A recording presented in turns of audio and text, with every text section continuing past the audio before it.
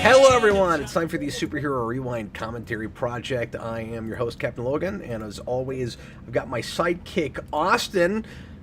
I've got to fix Austin's screen here. I don't know what happened there, but anyway. Oh. Now we're good. Tonight we're going to tackle one of the most important superhero movies ever made, even if it's not one of the best necessarily. It's X-Men from 2000, which we've talked about ad nauseum on the channel, but we are going for completion here in our collection of commentaries we are making. And we're trying to do a commentary and review every superhero movie ever made and do new ones in this format. So even though I've already got commentaries on this movie, naturally, of course, we do have to knock it out. And we're not doing these in any particular order, so we've already done a couple of the sequels, of course, to this movie. We've done X2, we've done Days of Future Past. Have we done First Class? I don't think we've done that. We've not done First Class, but outside of one on Rewind, we have now done a commentary on every Singer X-Men. Oh, I guess that's true. Assuming we still have to do Apocalypse on this show. But... Yes, that's true. But you're saying the channel now, or you and I together have a commentary on all these movies. You and I together have now done one on every Singer X-Men. Oh, okay. Yeah. Thanks for reminding me about the Apocalypse one. I kind of forgot about that. And I've been trying to not prioritize movies that you and I already together have a commentary on, because if something were to happen to one of us, there's at least, or we just decide we're done with this thing, we're not doing it anymore, there is a commentary with the both of us, even if we weren't calling it the Superhero Rewind Commentary Project. Mm-hmm. Yeah, if one of us dies, that at least exists already. Yeah. And then, yeah. That's very important. That's exactly. So, like, it might be a while on the Guardians movies. You and I have commentaries on those together, at least the first two. It might be a while on the Batman, because we have what I think would probably work fine as a rewind commentary for that. As much as we both like that movie, it'd be fun to do again. Yeah, no, exactly. And with Guardians, it would be more formal, I guess, because it was more informal when we did it. Well, yes, that's true. And then, of course, there's all the DCEU stuff we did last year, but we didn't prep for those. Mm-hmm. Yeah, exactly. So, we'll see if there's anything left I've never said that I have to say about this movie. And hard not to, especially doing a whole commentary, hard not to repeat yourself a little bit. A lot of the criticisms of this movie I still have. I don't know if I found a lot of like really interesting new things in it. Maybe, you know, a couple things here and there, just observations. You had a couple things that you sent me today, Austin, that you hadn't noticed before. So we'll make this as interesting as humanly possible. It is like with Iron Man. It's a really interesting movie because we did that not too long ago on the show. It's interesting to go back to this because it feels like such a quaint movie now in retrospect, and it's such a snapshot in time, and a movie in a very specific time and place, and it's interesting the ways that it's bold and the ways that it's trepidatious, because it's a movie that is trying to take some risks, and it takes some good risks, and it's also a movie that is terrified that superhero movies that are not Batman or Superman will never sell. Like, it's keenly aware of the history or lack thereof of this genre. Prior to this film. No, and I mean, there's choices that they make that will be like the foundation for like stupid things that like the CW will do, like things like that. It's so funny you said that, because I was thinking that the whole time with Toad, where I'm like, how in the same movie did you do the makeup job that I would expect a CW X-Men show to do for Toad? Where it's like, he's not even allowed to really have a different skin color, it's just like vaguely green, and even behind the scenes they even make a big deal out of how easy that makeup was to do, and it's like, he's the one person with any prosthetics or anything that is just in a chair for half an hour, 45 minutes each time, where you've got, Mystique off basically making, like, her own movie. It was like hardly even ever together with the rest of the cast, and doing like an 8-9 hour makeup job. They spray some green in his hair, and they do some stuff with his teeth, and they give him a slightly different skin tone with food coloring, and then that's it. Like, he looks like he's in a CW. There are crypto freaks that look like that guy. Oh, okay. I wasn't even thinking about it, Toad's spot, but I mean, you're not wrong. But I just think it's funny that you would have something as elaborate as Mystique and something as phoned in as Toad in the same movie, and put together by the same prosthetic guy, the same makeup guy. Well, they were like, Toad's the funny one. He doesn't have to look good. Well, I was wondering if part of it was just he's going to do, like, he's Ray Park, he's going to do so many stunts, he's got to be able to, like, really move in it. Because I realized that Mystique, we'll get into the movie here in a second, I realized Mystique ends up with quite a bit of action, but something that I didn't remember or didn't know when I was doing research today is that originally she wasn't supposed to do any of that stuff, and she really was just gonna come in and kind of bookend the scenes that with the characters that she pretends to be, and then apparently the studio liked her look so much that some of their big notes were get her in more of the movie and make sure she's got some big action. So like, she wasn't even supposed to do fight scenes originally. And I guarantee you, if she was having dialogue, I guarantee you, if she was, that makeup job is different. Yeah, no, that makes sense. I like, though, that that's like the big studio note, and that did not apply to dialogue. No, that's really funny. She only has like one line of dialogue. Well, but in their defense, she plays. There are actors that are being her that have dialogue. So like, the actress only gets one line of dialogue. But I mean, it would be weird for the studio to come in and be like, give her random things to say. And I guess she could have had some one-liners and stuff.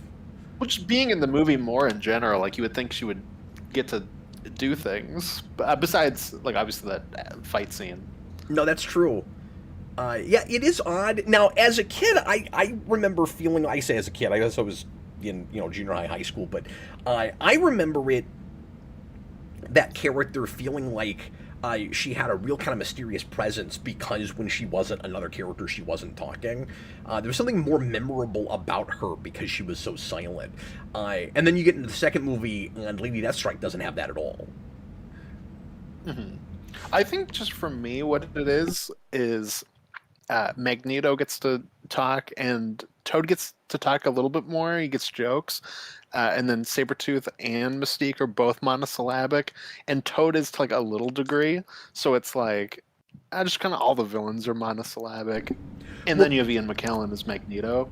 Yeah, well, that's another thing. It makes them feel more generic. You're right. And that was a thing that really hit me when I first saw it, was how come none of the henchmen characters really get to say anything, and that made them feel real one note and like they're barely present.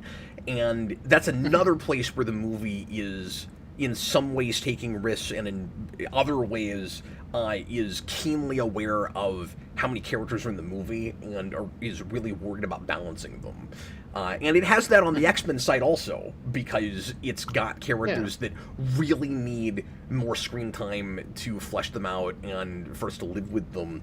And you can tell that a lot of stuff was left out, both that was filmed and probably that wasn't. Because, and also that's a movie that goes through like 150 versions of a script. With villains specifically, like it just feels like your villain has like 3 Bond henchmen instead of 1. So that's like right. It'd be cool if like Sabretooth was like the kind of Jaws type, monosyllabic one. It's weird to have all 3 kind of be that. Yeah, no, that's a good call. Let the others say, or even if Sabretooth talked a little more and Mystique was still the silent one. Yeah, but, like if it was one of them. Yeah. Mm-hmm. Well, let's go ahead and get into the movie. Yeah. Everybody, please get the timestamp 0. However you want to watch it, DVD, Blu-ray, Disney Plus. This movie is still available on Disney Plus, of course. Like all of the Fox studio superhero movies, I believe, and that's how I'm watching it this evening. So once again, timestamp 0. Get ready to press play when I say now. Just about to do it. Austin, anything else you feel like you got to say before we actually start watching the film? No, I'm good. I mean, I can give like a whole spiel about like my experience with this, but like that's going to take forever, so we can just get into it. We'll have time. This is not a full 2 hours. It's only an hour 45, but it also doesn't have anything like as much story meat on the bone, as I've said 100,000 times, as arguably every other movie in the franchise, even the ones I don't like, because it's such a setup movie, and it's so much more concerned with establishing the world and ideas than it is with actually telling a story. I mean, there is a story, but it's kind of a video game plot. I mean, it's real simple. Mm-hmm. Yeah, for sure. Okay, are you ready? Here we go. Yep. Everybody, please press play, and I'll have the timer there too if you need to sync up with us. And thanks for watching live. If you're hanging out with us right now, we sure appreciate it. Everybody, please press play right now. I might have muted as I said now, but I did say now. Oh. Oops. Yeah, so Austin... You had one job. My super brief history with this, because I've talked about this so much, and then I'll let you do yours, is just I wanted to see this in the theater so bad, and for whatever reason my dad didn't take me, and I never forgave him for it. And so I didn't see this until it came out on video. And I saw every other movie in the franchise in the theater, and unfortunately missed this one. Yeah, it's a movie I grew up with, and I've mentioned this in a couple of these now, but it's a movie that Teletoon at night on Saturdays used to play pretty often here in Canada. And I used to watch this with my mom a ton, and I just hit a certain point where I realized I've seen this movie like 1,000 times. I could not tell you a single thing about it. And then I was like, wait a minute. Is this movie not memorable? Is it actually not that good? Yeah, well, alluding to what I said at the beginning, isn't it really interesting that this is a supremely important movie for the genre and not one that's talked about as much as far as story and character goes? Like, every time this franchise comes up, there are the couple of silly things that are quoted from this. The yellow spandex thing, the what happens when a toad gets struck by lightning. But when people bring this franchise up, when this movie comes up, it's only for historical importance. It's only for, here's all the things you don't get if you don't get this. It's for, Kevin Feige was involved in this, and he starts the MCU, and this really is arguably part of a big, like, 3-prong start to the ultimate history of superhero movies, which is Superman in the 70s, Batman at the end of the 80s, and through the 90s, and then this. And Blade is important in making this happen, but a lot of people didn't even realize that was a superhero movie. So as far as getting people to take comic book stuff seriously, this is even more important than Blade is, just because a lot of people that took that seriously didn't even realize that it was a comic book thing. But I think it's talked about on that level a lot more than we talk about what even happens in it. Yeah, for sure. Somebody in the chat just said that they put in First Class by mistake to watch with us. It's really funny. I think that just proves the point I just made. This, of course, best scene of the movie, is almost like a little short film in front of the movie. Yeah. It's fantastic. Well, and you know, I say we never talk about what actually happens in this. This comes up a lot, to the point where like this is maybe the one major thing. And I should say, besides aesthetic stuff, I should say the movie doesn't get enough credit for the iconic visual creations that stay through the franchise, even when we kind of soft reboot it. Cerebro with the big round room, and like the specific look of Professor X's wheelchair, and the kind of like blue grid thing that we do. Like there's a really specific look of this thing that carries past it. But this scene is such a big deal, we recreate it in First Class. Yeah, and that person just responded saying he was joking, because this is also the opening of First Class, which I kind of realized after I said it, and then I was like, no, I just feel dumb. That's a good joke, but I also could have seen that happening. Where it's like, oh, wait a minute, I don't even own this movie. I only have First Class.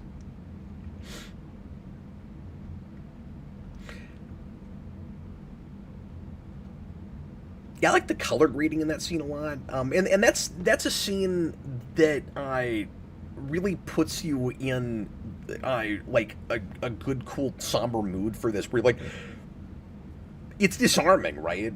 Like the first time you see this, and put yourself back in the time and place, like in 2000, with the only superhero movies that we had so far, again, being mostly Batman and Superman things, and the fact that the last big superhero movie that came out was Batman and Robin 3 years before that. There were a couple of other little things, and Blade, if you count Blade. But you know, you can talk about like whether or not this thing is like as realistic or down to earth as Bryan Singer liked to talk about it as being, but even just compare it to what had come out most recently, it's really sobering us up again. Mm-hmm. Yeah, that's true.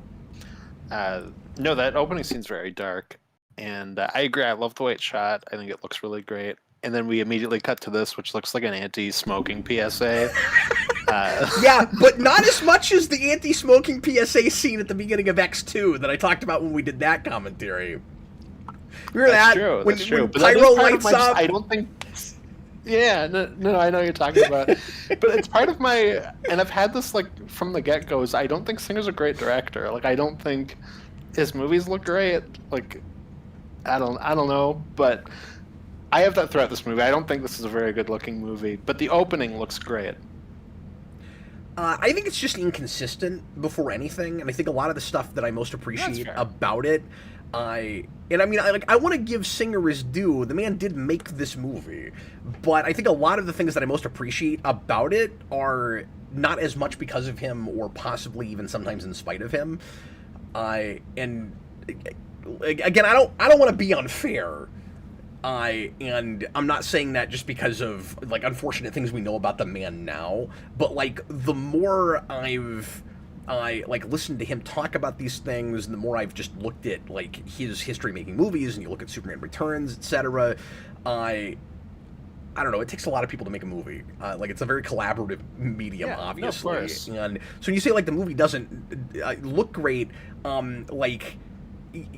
like it might not be the best thing cinematically, but then I like a lot of set design and like I like a lot of the costume work. Like there's a lot of stuff that he commissioned people to do that he wasn't involved with that really elevated.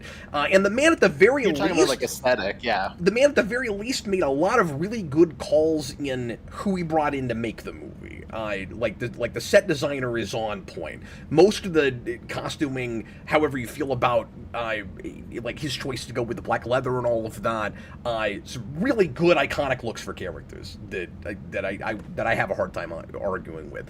And stuff like that. I think the score for this movie is underappreciated, and I'm a huge fan of the X2 theme, as everybody knows, and of that score in general. But I like the way this score, intentionally or otherwise, harkens back to the 90s cartoon a little bit, and not in a... I mean, that was only a few years before this, but not in like a fan service sort of way, but just in this is what X-Men is supposed to sound like.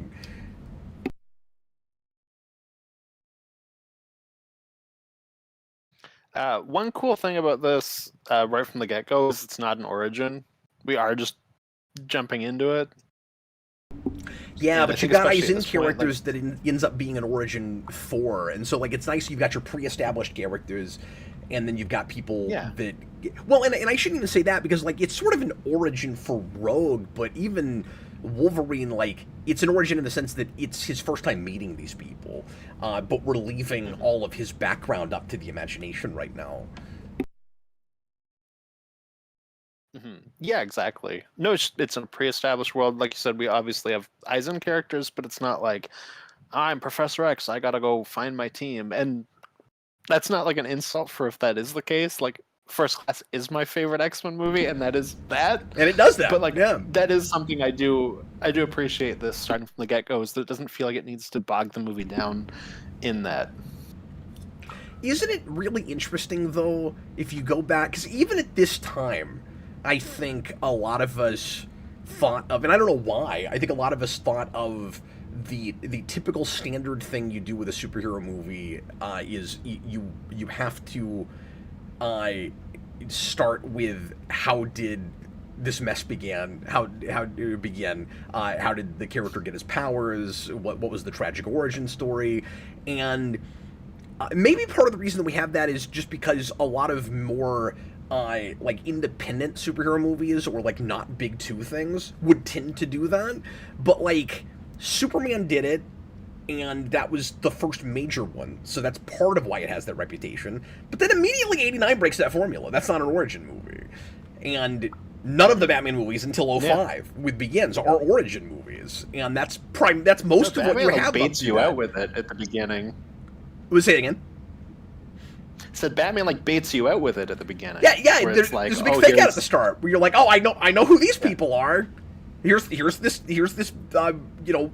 male kid with his two parents. They're gonna get killed. Nope. And Yeah, then, exactly. but then you look at a lot of like I said, like non-big two superhero movies or even superhero adjacent things. RoboCop's an origin. The Mask is an origin. Darkman is an origin, etc., etc. So like, start going down that list. Yeah. The Shadow's not an origin. No, that's true. So this is a great introduction to Wolverine, but I do have a nitpick with it, which is I don't really like the sound design scene because we're not consistent with it. It was that's just like a interesting. choice that we did. Yeah, I don't really like that he's got like the metal clangs because we never do that again. And I didn't think think of if you that. were to do that, that would be fine. But I don't really like that we do it here and then like that's it. Like his powers never work like this again. And I'm just not really a big fan of that as a choice. Well, and that's a problem here and there throughout this. Like, they don't know how Mystique works, and she'll never do exactly what she does in this again. Yeah. No, and like I don't think you need that here. Like we're gonna kind of slowly show more and more that he is a metal skeleton. Like I don't think you need that as a choice. But if you were going to do it, commit to it. Yeah. No, that's totally fair.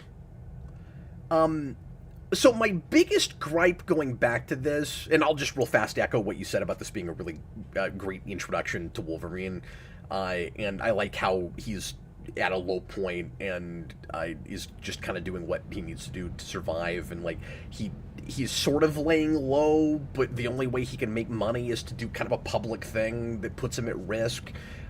That's good, and it's another just sort of disarming looking scene where you're not really expecting going into this big superhero team thing to have such a like rough, gritty looking kind of scene right. Well, this is like a bar out of like a Mad Max movie. It's like a post-apocalypse. Like there's fires and trash cans in the background. That's like, true.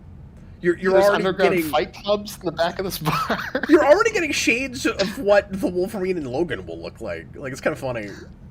Like this bar literally has Thunderdome in the back. Daniver This says is just Northern Alberta. Daniver says it's a real growing pains movie. So I was gonna kind of speak to that. This has always irked me with this movie, but it stood out to me maybe even a little bit more going back to it this week. Just how like truncated and slapshot the whole thing feels. I listened to that interview, and thanks to Chewbacca's Lover for sending me this. I listened to that interview with David Hayter, who wrote this movie, and we can talk a little bit about his background because it's fascinating. The way he just fell into this. Too. Say again. I listened to it too. The way he fell into this is really interesting. That he was not hired as the writer; he was just Singer's assistant, and then Singer kept asking for his advice because he knew X-Men and those guys were friends, and so Singer just kept having him kind of illegally write scenes, which is really funny. And he wrote so much of it that ultimately he ended up being the sole writing credit, not the sole story credit, but the sole writing credit. But he brings up something I actually disagree with, and I agree with a lot of what he says about this movie. But he says 2 hours is too long for this movie, and that it needed to be in an hour and a half, and it's a bad idea for it to be any longer than that, especially because it's supposed to just be kind of just the start of all this, and they're certainly hoping that they'll get more, and so it's just an introduction to everything. So he even freely admits up front that this is a setup movie, and that's kind of just the mission statement, that it's kind of just a proof of concept movie. But the problem is, it's even if you want it to just be mostly an introduction movie, it's too just introductory as far as a lot of the characters go, where we don't get to live with them and let the thing breathe enough. And when you look at the special features, there's so much dialogue that they show you that was recorded that didn't make the movie. Like, even outside of deleted scenes, like there's a bunch of stuff that's not even technically deleted scenes. There's just somebody had a camera on it when they're showing this movie being made. There's just all of this like kind of expository and getting to know you dialogue that some of which might have been extraneous, and a lot of which I think probably would have like really served the movie. And he said there was a 2-hour cut of this, and they had to really whittle it down because there wasn't enough action. It was just too much talking. And I'm like, well, the X-Men's a real talky property, like in the first place. And you're almost talking, when you're Bryan Singer, you're almost talking at both sides of your face when you make a big deal out of, this is going to be a real movie, and it's not just a comic book movie, and it's supposed to be accessible to like regular movie audiences where they're not even supposed to be thinking that they're watching a comic book thing. But then you're that concerned about just how much action there is. Like, certainly you don't want your pacing to be bogged down, but he's probably thinking about it as in, because like I kind of get that on the face of it, just in that you want it to be like, say, a real like action movie, like, because they were definitely thinking about it more in that realm, in terms of being a real movie, and maybe having too much of them talking like bogs it down in like comic book lore stuff is maybe what they were thinking. Yeah, maybe so. Just like is maybe the wisdom of it. But yeah, it's definitely striking a wonky balance, I think, with that, and just how much of this movie feels like it's just giving you introductions to dynamics as opposed to actually giving you dynamics. and exploring them at all. And it kind of has that even thematically to some degree, where we don't really get to explore the way that humans like hate and fear mutants all that much outside of just what Kelly is saying. And so you've got this like one politician who you're gonna kind of change the mind of when a group of mutants try to help him, and like all of that stuff is good. But like, show me more of how the like regular people overall feel about the mutants. There's a little bit of that here and there, I guess, like with the guy in the bar with Wolverine Sure. and all of that. But I think that could really be expounded on, and then it's we deal with that obviously a lot more in the sequel, where When I just think of too, like, I would say this relationship here, Wolverine and Rogue is the heart of the movie, yeah, of course. and it really kind of took me back rewatching it today. Just like actually kind of breaking it down in my head as I went along. That we get this scene, and then we're gonna have the scene where he stabs her in bed, and then the scene on the train, and there's not really anything between them. Like, it's just, here are the important moments with nothing in between of these characters together, and I feel like that's really wonky for being the kind of big, again, the heart of your movie.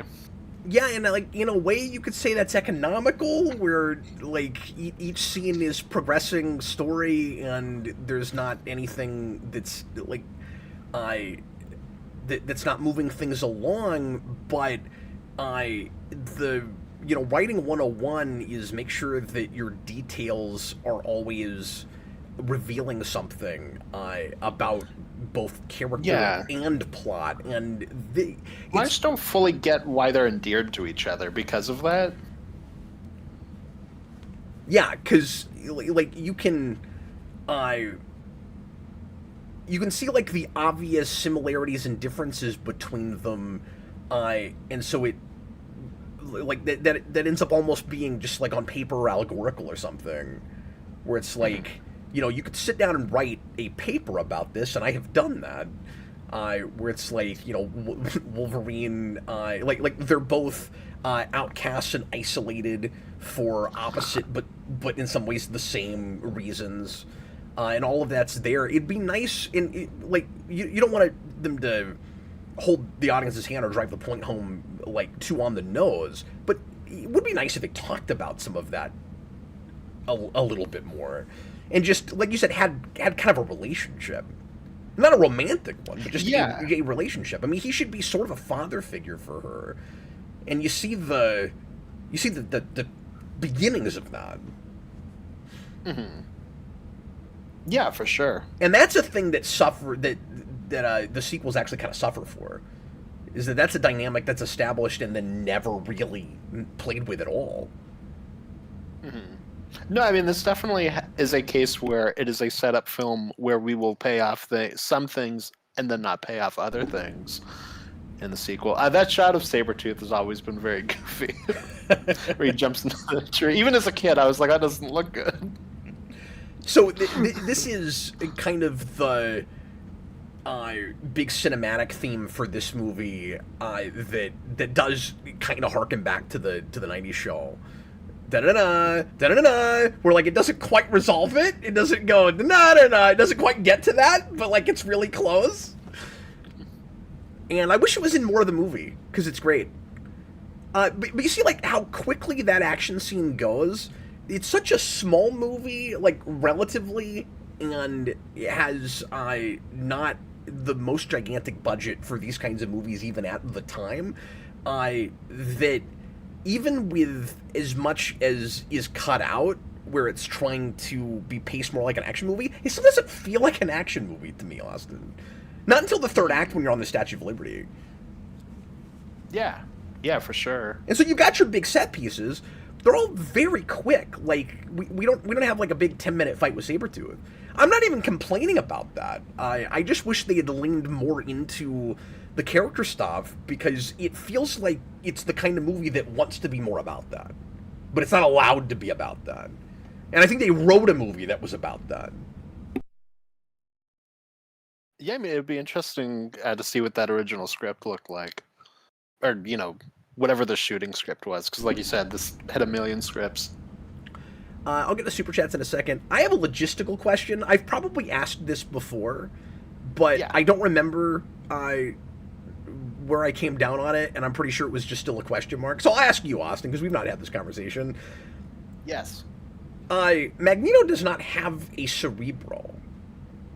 How does he know about Rogue at all?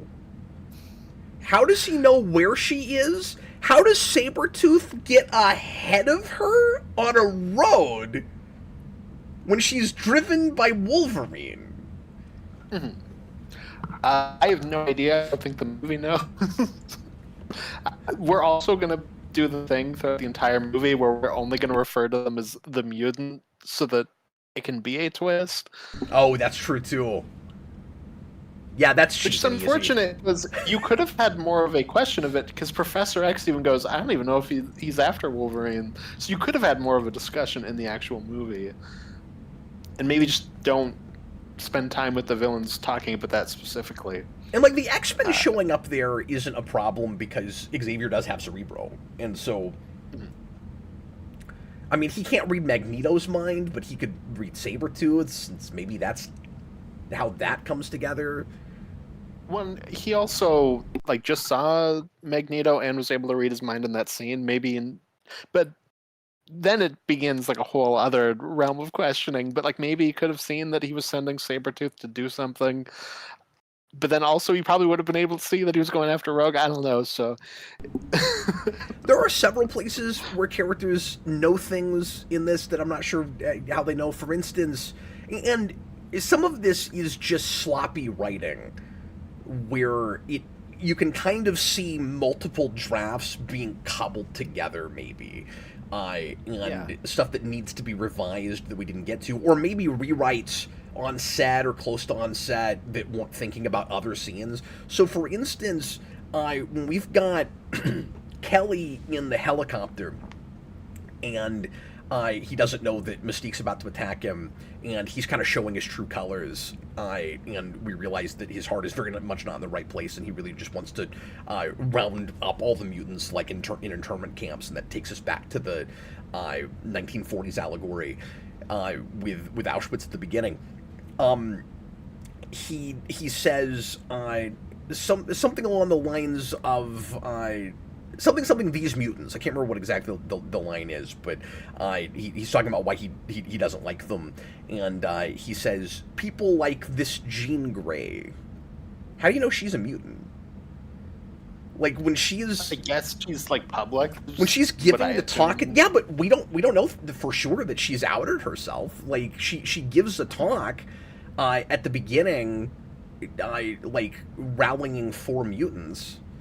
With, by the way, and probably because, again, stuff got truncated and we don't let that conversation get very developed. She actually doesn't have it at the start. I meant to bring this up when the scene was going. She doesn't have an especially compelling argument. Kelly actually wins that argument, and it's awkward. It's kind of unfortunate. She sort of strawmans herself. It's weird because she's like, we don't. What exactly is the exchange? She says we don't license, we license people to drive, but we don't license people to live. And she kind of messes up her own argument. It's really funny. If you actually listen to what to what they're saying there, she kind of messes up her own argument. Greco and Jean.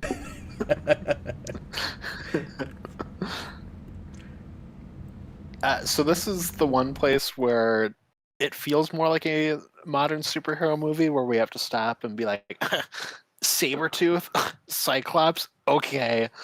And this is 5 seconds after we said he has his own name. Yeah. And his reaction to Rogue was basically just, what kind of name is that? And then they just keep going, and then here he becomes like weird and snarky, and it makes me go, oh, this is probably left over from his script. But like this doesn't play, I think, at all for me.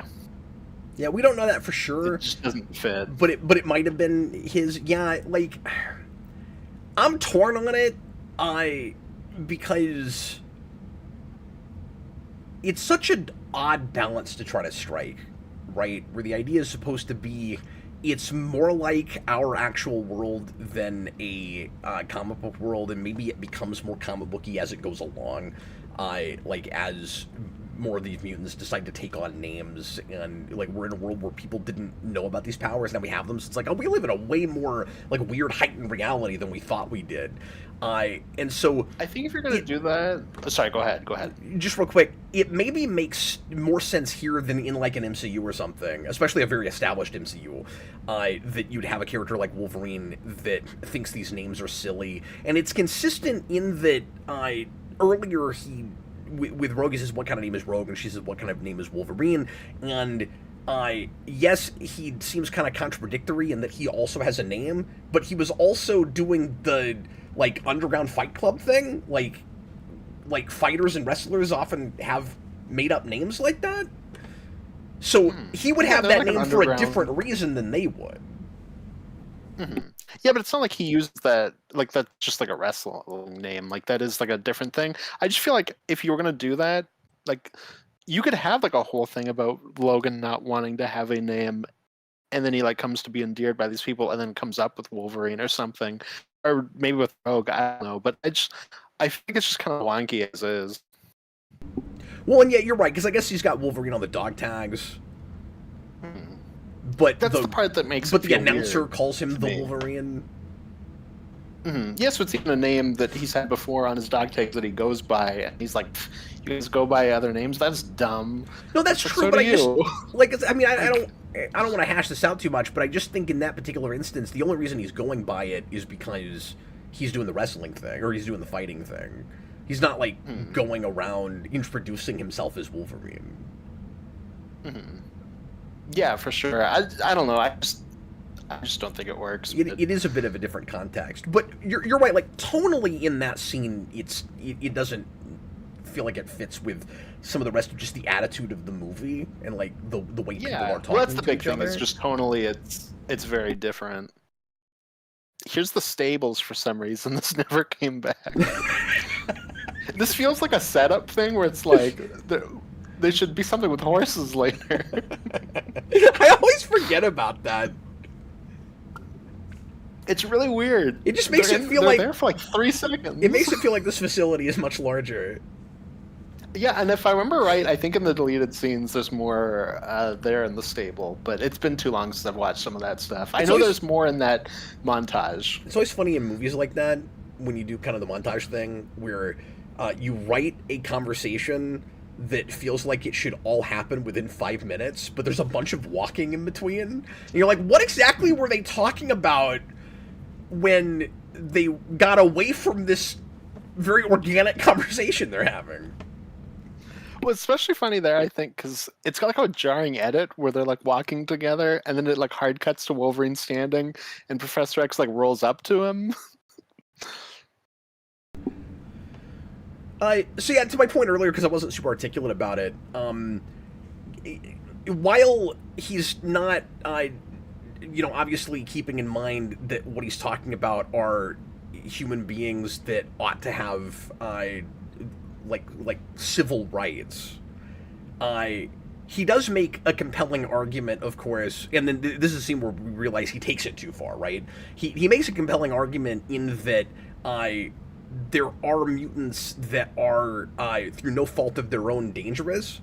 And when he says to Jean Grey at the beginning, the big question, like, are mutants dangerous? And she says, well, that's not a fair question. That's what it is. She says, that's not a fair question because even the wrong driver behind a car could be dangerous. And he says, well, we license people to drive. And she says, we don't license people to live. But, like, he wins that argument because you have to take it case by case.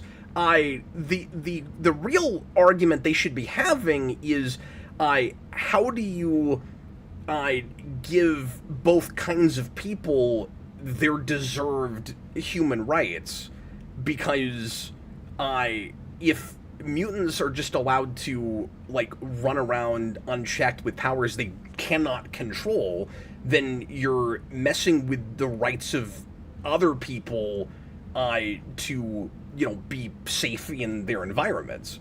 But then you go the other way and you just blanket statement say, well, they're all dangerous because some of them are, and then obviously that's unfair and incorrect going the other direction. So like Jean Grey is like going down the wrong rabbit hole and having a completely wrong argument, and she's being a complete moron in that scene, and it's hilarious to me.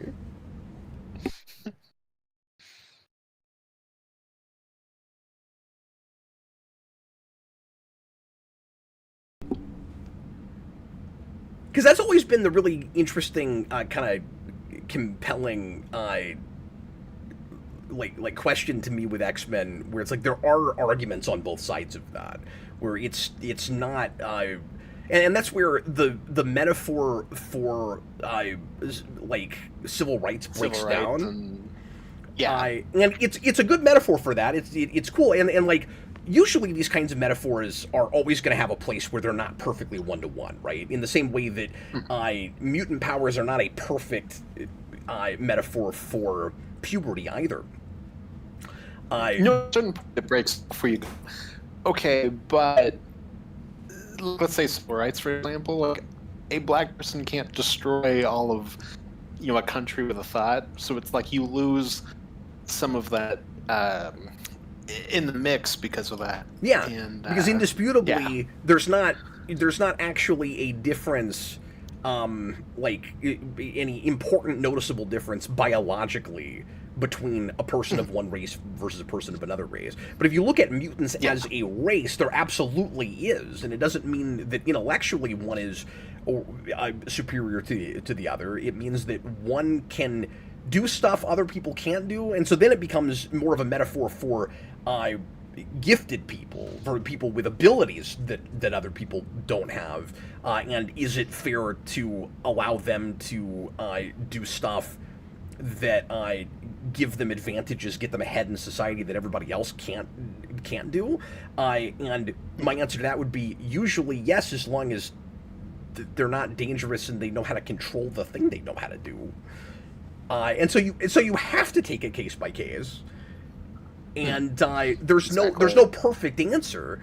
But the very first step would be to say, in the same way as not all human beings are like, I mean, everyone's equal, of course, in like basic biology, but like there are people that can do things other people can't do and that sort of thing. So in that same way, like all mutants, you can destroy all of New Jersey.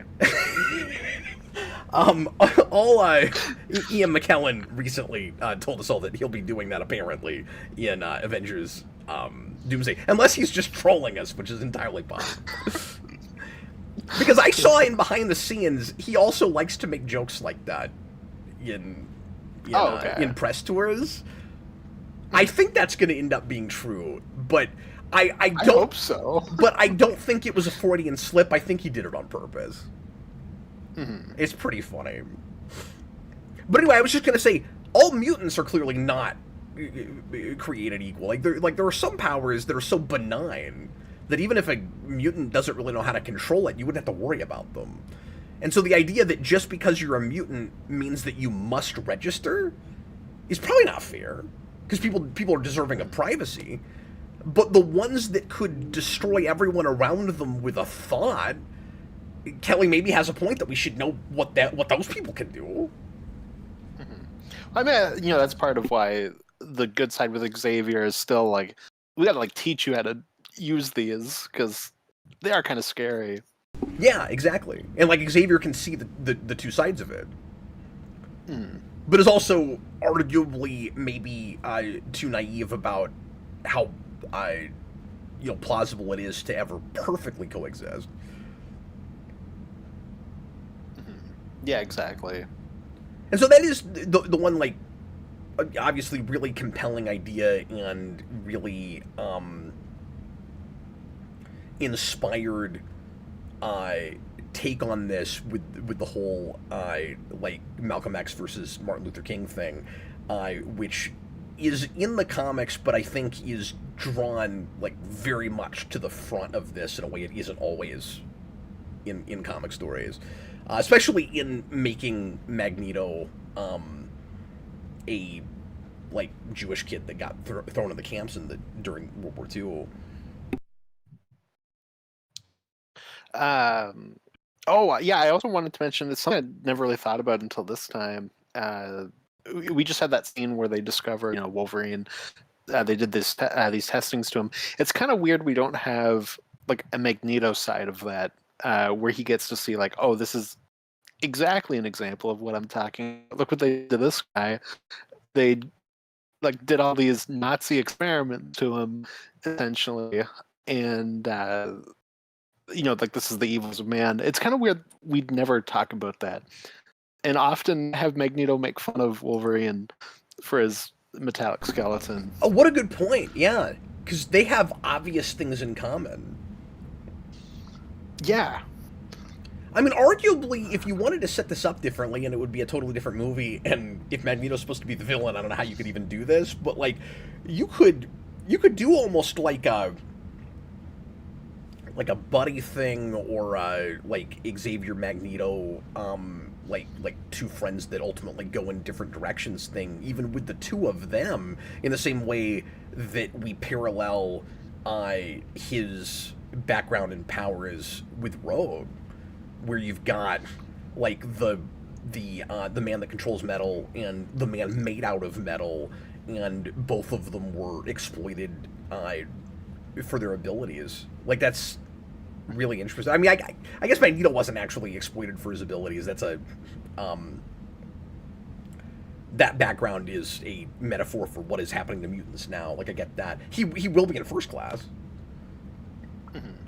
Yeah, and I mean, the Nazis obviously know he could do that just by the opening of this, so he could have also been exploited for his powers. That's true. This movie, we just don't really know. I was taking stuff from other things, I guess, on accident, because this movie doesn't know that and isn't playing with that.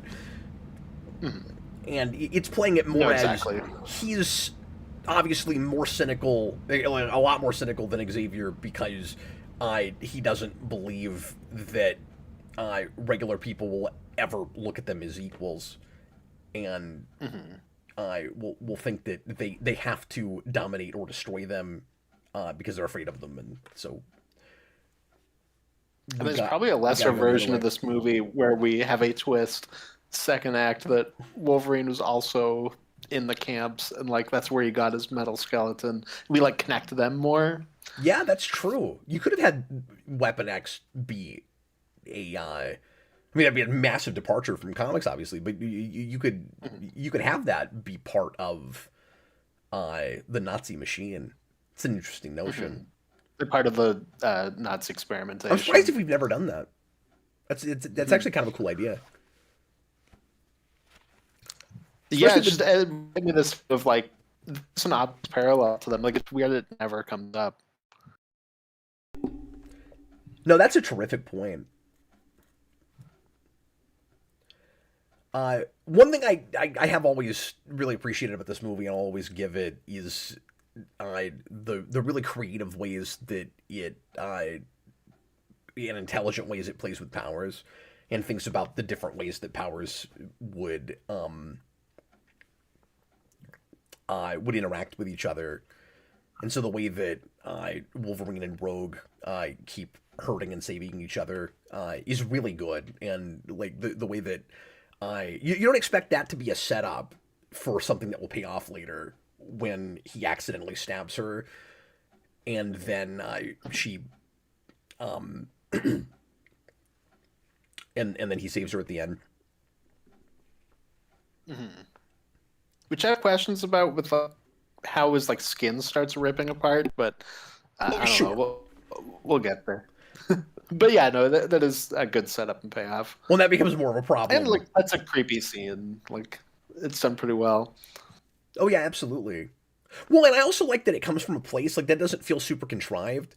It's speaking of economy. I mean, it's a good way to introduce the audience to the idea of Weapon X without them necessarily even knowing what they're looking at. But that, oh, okay, something happened to him in the past that is related to how we got his skeleton. We've already set that up, and or how we got the adamantium, and he's flashing back to that in dreams, and then stabs her. That could have been handled so much more poorly. Next time, though, Rogue should knock before entering somebody's bedroom.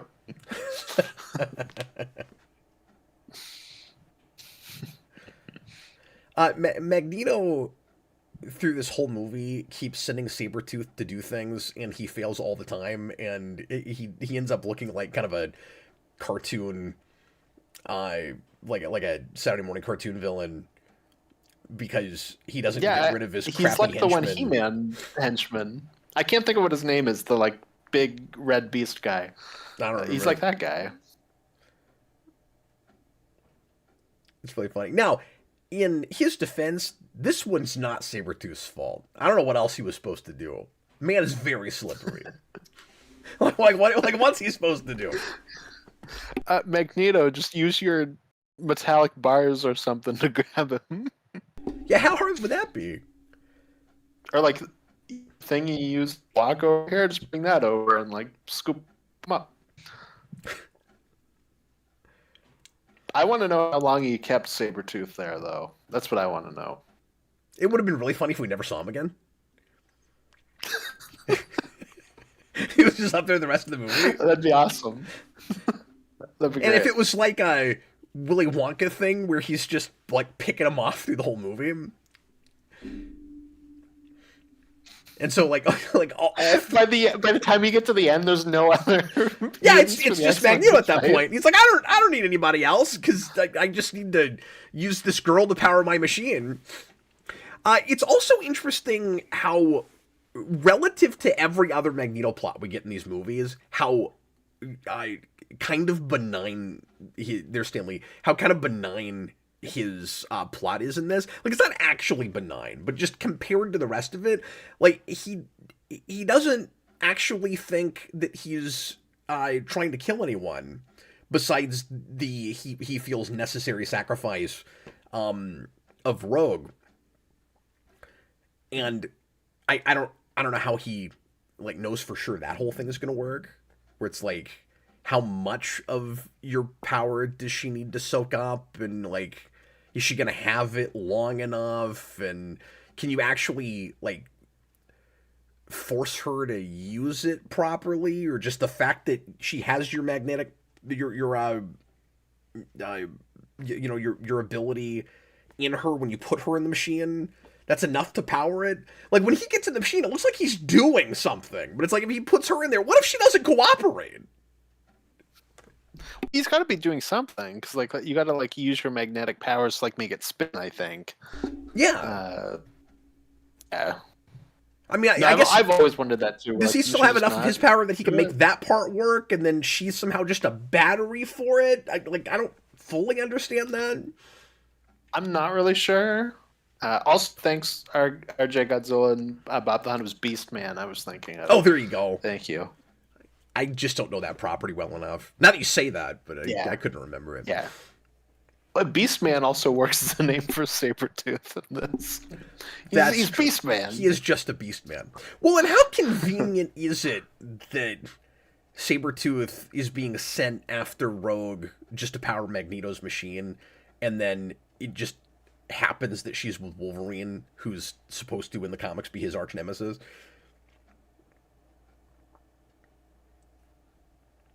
And these movies may have ultimately, if we hadn't, gotten to Origins, like, never actually done anything with their background. As a kid, I always thought, like, he would just show up in the second one, and then I guess he's dead. But, yeah. Hader mentions in that interview that he didn't know at the time that there was background with there being brothers. But even if you don't know that, you know that Wolverine and Sabretooth are arch enemies. Maybe that just wasn't as big of a deal when he was reading at the time, because, like, I feel like that's like a later kind of thing. Like I know Sabretooth starts in like Iron Fist and kind of bounces Oh, I forgot around. about that. So it's maybe just a case of when he was reading comics, they weren't as big of a thing. But like by this point, there's like enough osmosis that you know, like, oh, Sabretooth fights Wolverine. That's like a Yeah. No, you could be that might have right. been all it was.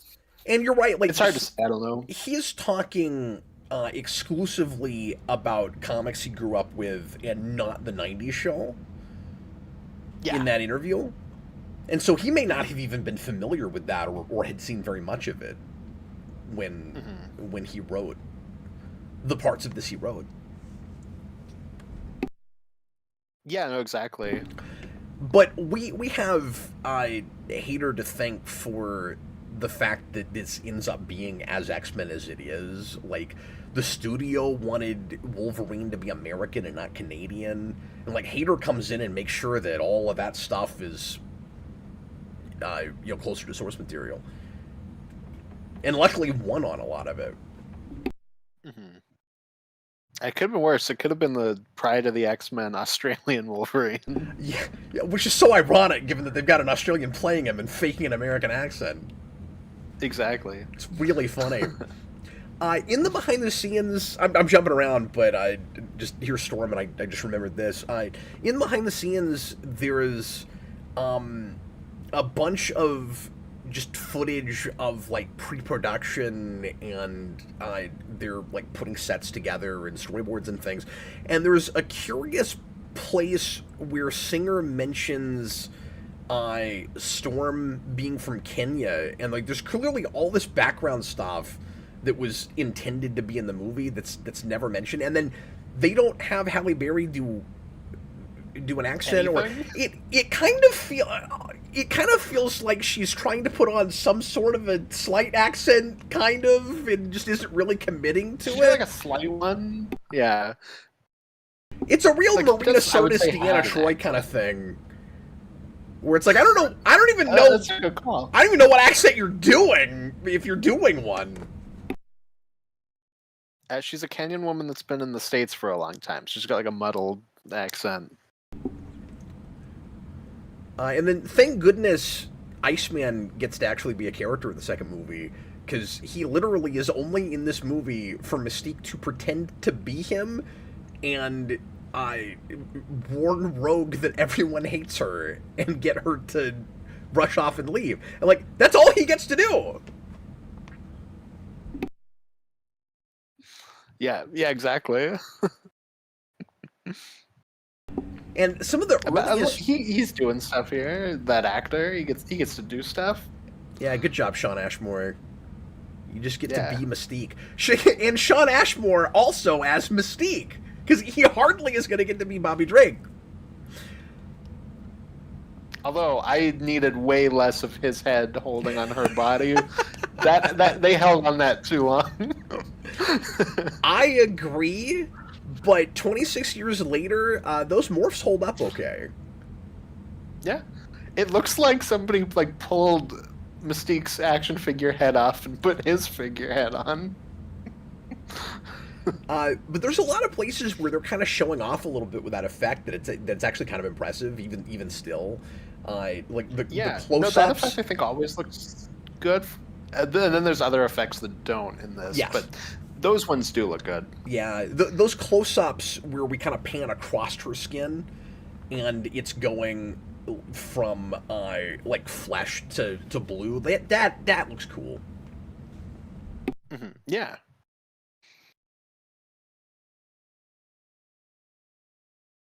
Little did they know that would be the basis for their Sentinels. Speaking of things that don't make a lot of sense. Well, and I was once again hit watching this with just all of the details that make First Class a like straight up reboot before it's a prequel to these movies. Even though there's a lot of like visual details and things that where they're kind of cheating and doing both at the same time, but there were little lines here and there that I've forgotten about, like Xavier saying he first met Eric when he was 17. Yeah.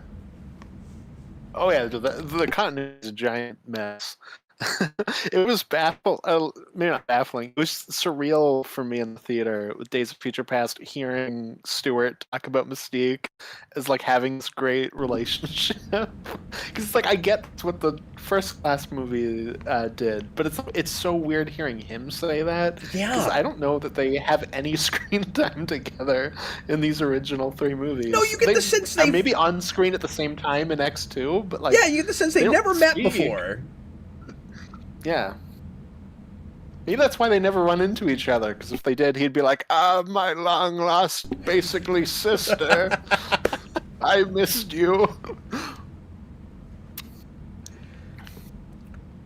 Yeah, is it weird to anybody else that Sabretooth has more lines of dialogue than Mystique does? Yeah, it is weird. And Rebecca Romijn's a great actress. Like somebody earlier mentioned, you have a model, a bodybuilder, I guess, with Tyler Mann, and then a martial artist for your henchman. But like, Rebecca Romijn's a good actress. Granted, that would have been a case of you find that out on set. But yeah, because she didn't start as an actress, and obviously she wasn't brought in for actress prowess, for acting prowess. She was brought in because she was a model, and she even says in the behind the scenes they had to have a model because nobody else would be able to put up with all the crazy makeup crap she had to deal with. I mean, look at what happened in the prequels. Yeah, no, that's right. Yeah, like she had a very specific skill set that allowed her to get through that. And you can tell how conflicted she was after the first movie, where it was like, she's both glad and not glad she did this. Just because it sounded like it was absolute hell, and it got easier for her in the sequels, but it sounded awful. Mm-hmm. No, I can't imagine that was a good time at all. Let me go through super chats I have here. to assume she probably wears the suit in Doomsday, right? Like... Oh, yeah. We limit makeup? Almost certainly. And there's been a lot of rumors that, like, surely she's putting that on, but...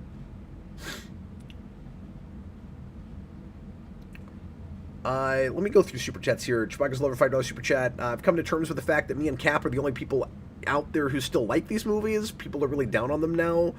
I guess you got, like, the bubble echo chamber thing. I've not run into that. Maybe people are like more down on them now just because we got stuff that was less embarrassed by like comic book things after it. But yeah, like I think X2 is still a really good movie. I don't think this is, but like I think X2 is genuinely really good. I haven't seen anybody really turn on X2 or really turn on the ones that have generally universally been appreciated since they first came out. Mm-hmm. Yeah. I mean, I'm sure that crowd is out there, but I believe you, but I've not run into that. And I think there's still a lot of, nostalgia for this stuff. Where like, this is a franchise that was around for over 20 years. And it was the longest... Wolverine made $1 billion. Yeah. Well, that's what I was going to say is, like, if people are really down on them now, it's odd how many people seem to still be excited about some of this cast returning in Doomsday. Mm-hmm. Yeah, exactly.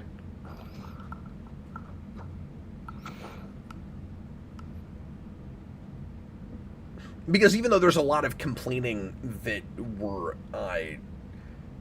hedging our bets too much with, cheap fan service and nostalgia grab and stuff, there's still people that are going to go to the theater exclusively because of that. Well, nostalgia grab and like complaining that they're just doing that isn't necessarily the same as, oh, that series sucks. Like, why are you bringing them over? Right. So, like even then, like people aren't really complaining like, oh, those movies sucks. Why are you connecting to those? So this is another place where we're doing cool things with powers. I like Xavier taking over Sabretooth here, and I like that you don't immediately necessarily get what's happening. Where it's like, why is he turning on? Oh, Xavier's over there. Okay. I always like that. Xavier is an idiot, though. He should have turned around and with the other hand yanked the helmet off. Oh, well, that's a good point. I don't know why he doesn't do that. But, jokes aside, like, this is an effective scene. Yeah. Absolutely. No, see, it's nice and tense. Mm-hmm. And again, speaking of like doing interesting things with powers, just the tension of that gun goes off, you expect that guy to die, and then Magneto's holding the bullet there. Like he's and even more so in X2, he's consistently really creative with his magnetic powers. I like that. I think it's Jean doing it, isn't it? Oh, is she stopping it? Is that what it is? I think it's Jean, because he's like, you can't stop, because Magneto says you can't stop them all, and then they look at each other like, yeah, I don't think I can do that. All this time I've been reading that scene wrong. I thought he was just like doing that to prove a point. Mm-hmm. Where it's like, if I really wanted these people to die, they'd be dead. But yeah, like, he shouldn't care. Yeah, no, it's Jean that's doing that. Okay. I'm an idiot, it turns out. It's fine. It's fine to be dumb. No, I'm a little embarrassed not to have realized that. That's funny. I guess it's just because it's metal. It's like, well, like, this metal bullet stopped in midair. It must have been Magneto that did it. Oh no, you idiot! Jean Grey's. Why is Jean Grey even in the scene if she's not going to do anything?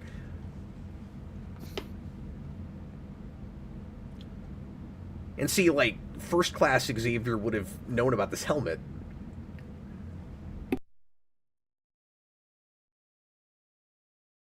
He's like, oh, he's got a helmet. It somehow blocks my telepathy. Which, I mean, is a cool detail, like, that you add to this, that his helmet does the thing. Like, that's a case of making something more practical, but, like, no, that makes sense. That's cool. Yeah, but it just sounds like he got it, like, 5 minutes ago. And according to First Class, he's had it since the 60s, and Xavier would know about it. Well, I think they also say that he made the helmet, too, in this. Like, none of that continuity makes any sense. No, he actually doesn't say that he made it. Oh, okay. He just says that he has a helmet that somehow. I think he even said he found it. I forget now.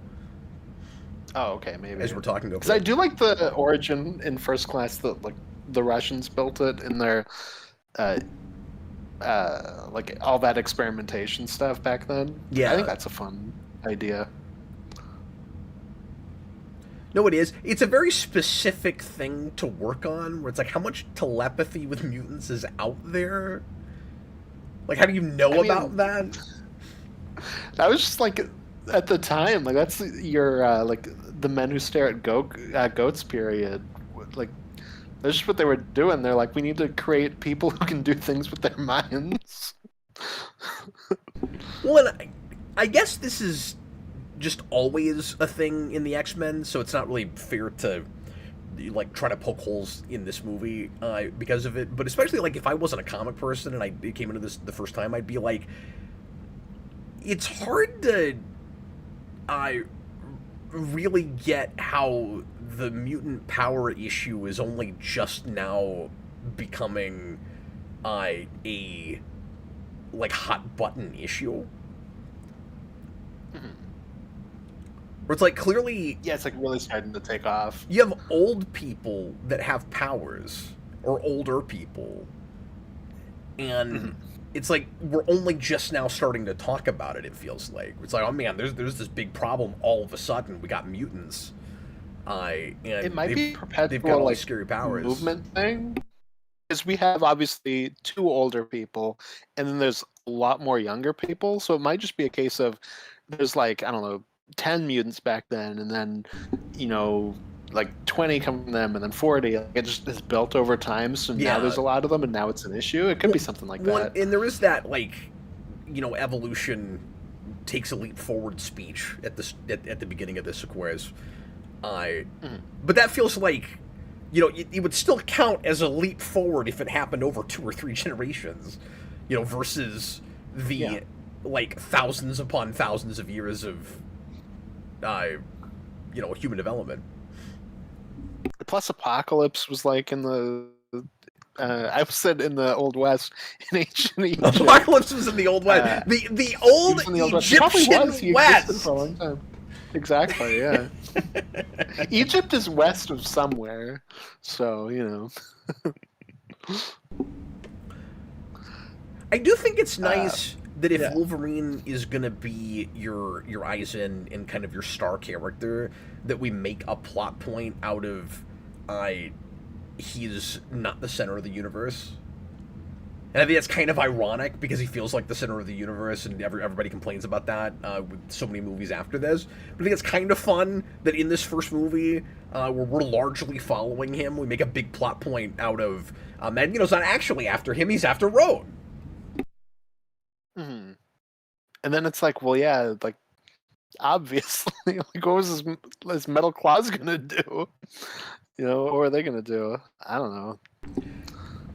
Well, yeah, but no, that's a good point. To be fair, we didn't know what his master plan was yet, so he could have been after Wolverine for the very reason you were suggesting earlier, which is somehow Wolverine could lead him to information about his origins or something, right? Like, he just needs Wolverine to be a spokesperson. He needs to be like, look, this is what human experimentation looks like.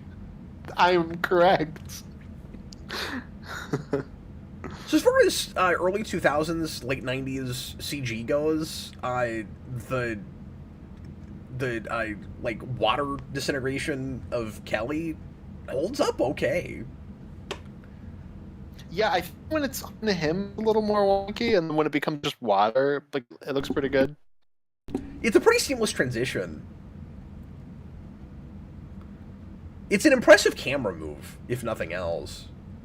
We can tell, like, that's a tough tracking shot. Yeah. Well, that was the thing I noticed today that I'd never noticed before, which is that Storm is just no longer there when we pan over. It's really weird. That's just like a funny continuity error. So Xavier says, settle this. His line should have been, grow up and quit acting like 5-year-olds? Mm-hmm.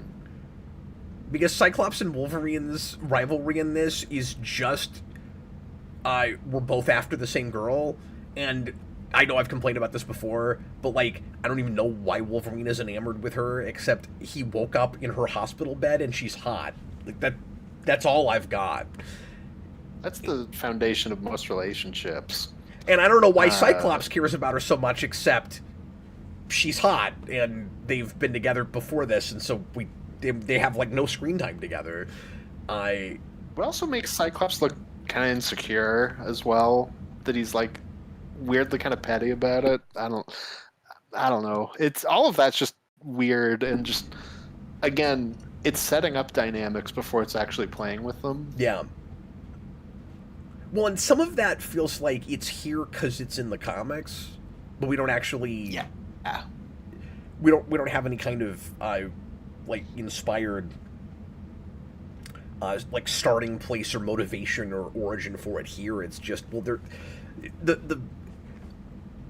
the problem with it is that stuff actually feels like fan service in a weird way, where it's like the fans will go, oh, cool, Wolverine's supposed to be after Jean Grey and Cyclops is supposed to hate him because of it.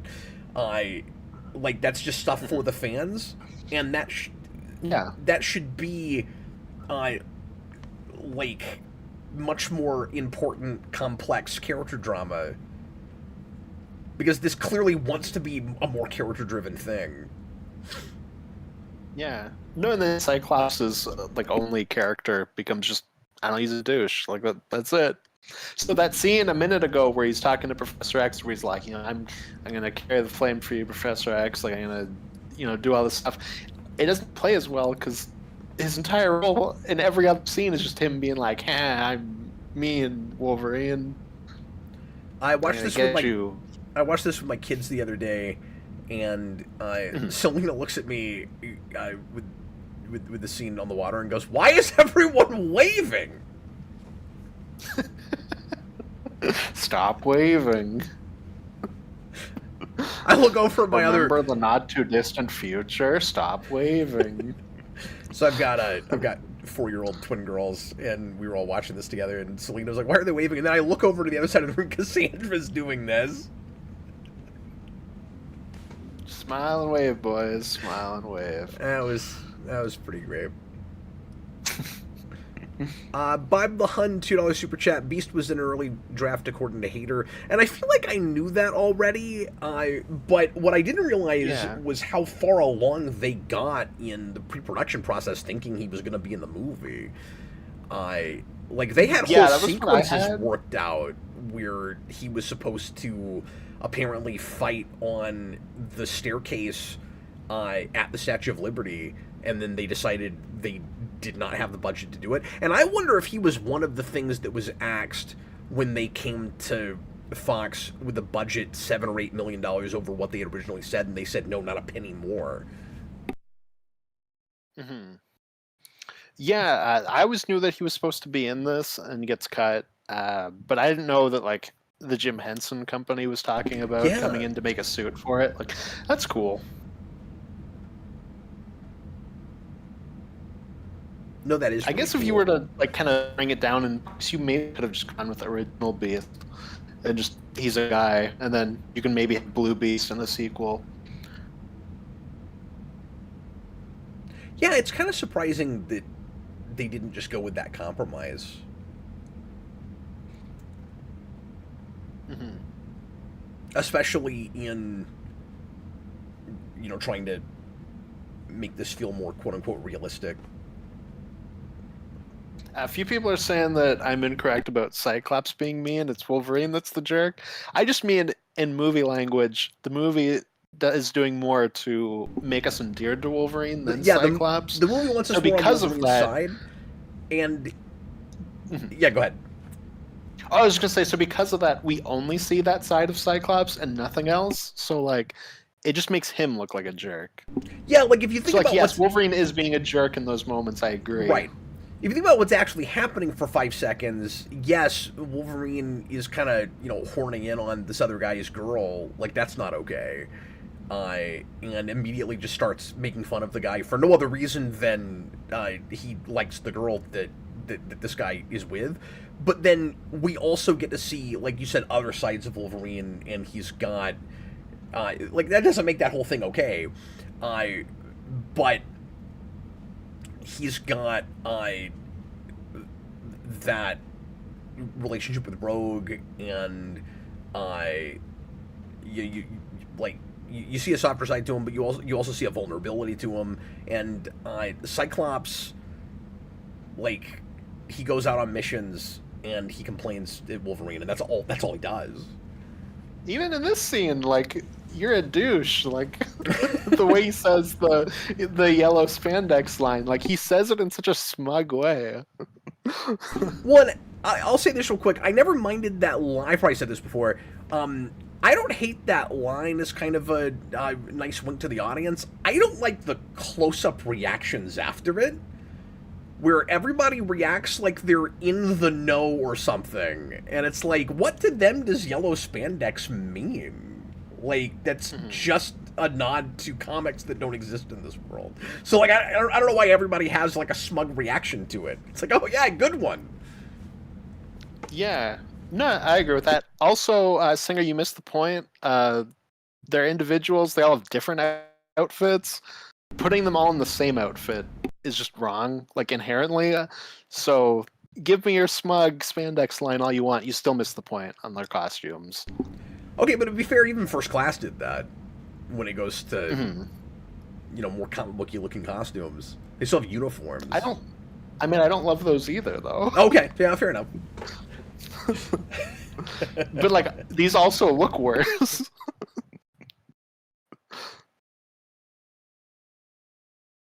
So it's like, these costumes suck, and you miss the point of the X-Men costumes.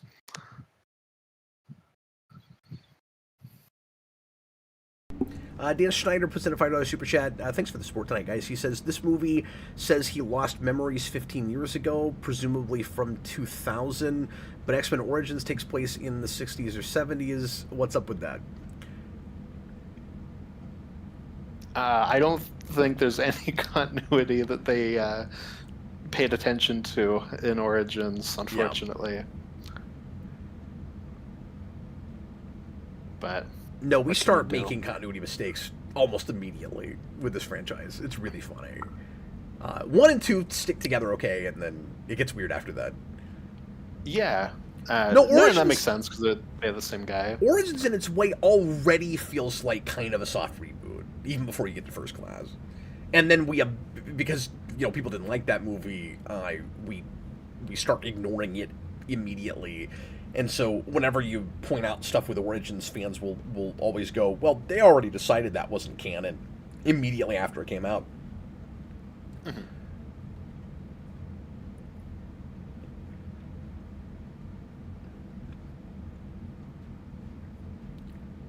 So this is probably the weirdest and goofiest thing we do with powers in this movie. The fact that Mystique can be a little Statue of Liberty. Mm-hmm. Yeah, it's very weird. That just seems way out of her power set. Where she's not a changeling like Odo. She can change into people. Mm-hmm. And so then, we can have a fun debate about whether it makes sense that she can morph Wolverine claws. Because I kind of don't that's think... That's why she sucked up the phone. Say again? That's where the metal came. That's why she sucked up the phone at the beginning. It's the metal. She absorbed the metal because she knew she was going to need Wolverine claws at the end. Oh, I see. Okay. But yeah, I just feel like her powers make a lot more sense if all she can do is flash.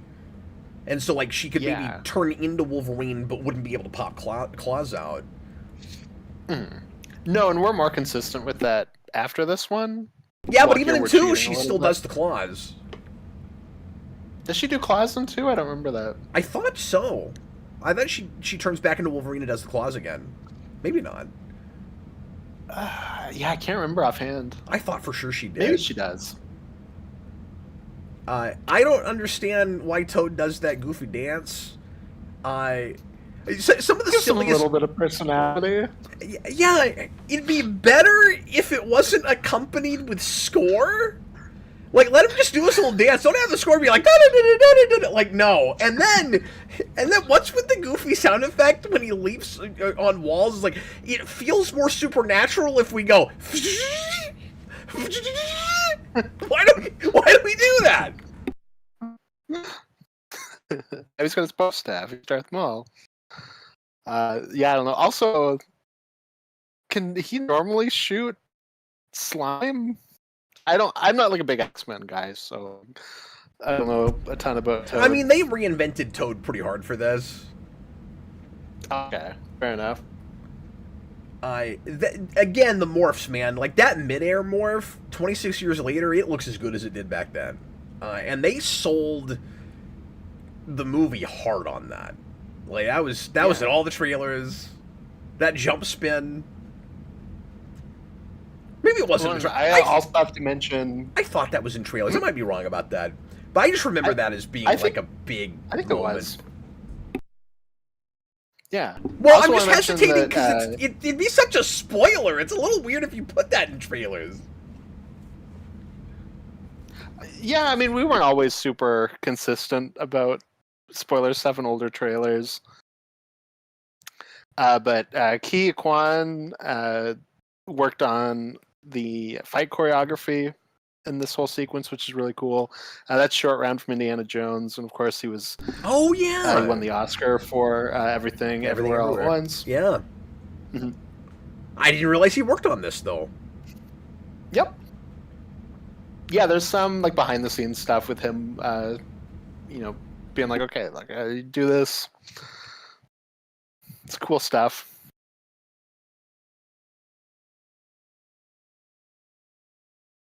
This is where, admittedly, it finally is an action movie. Yeah, now it just full on is.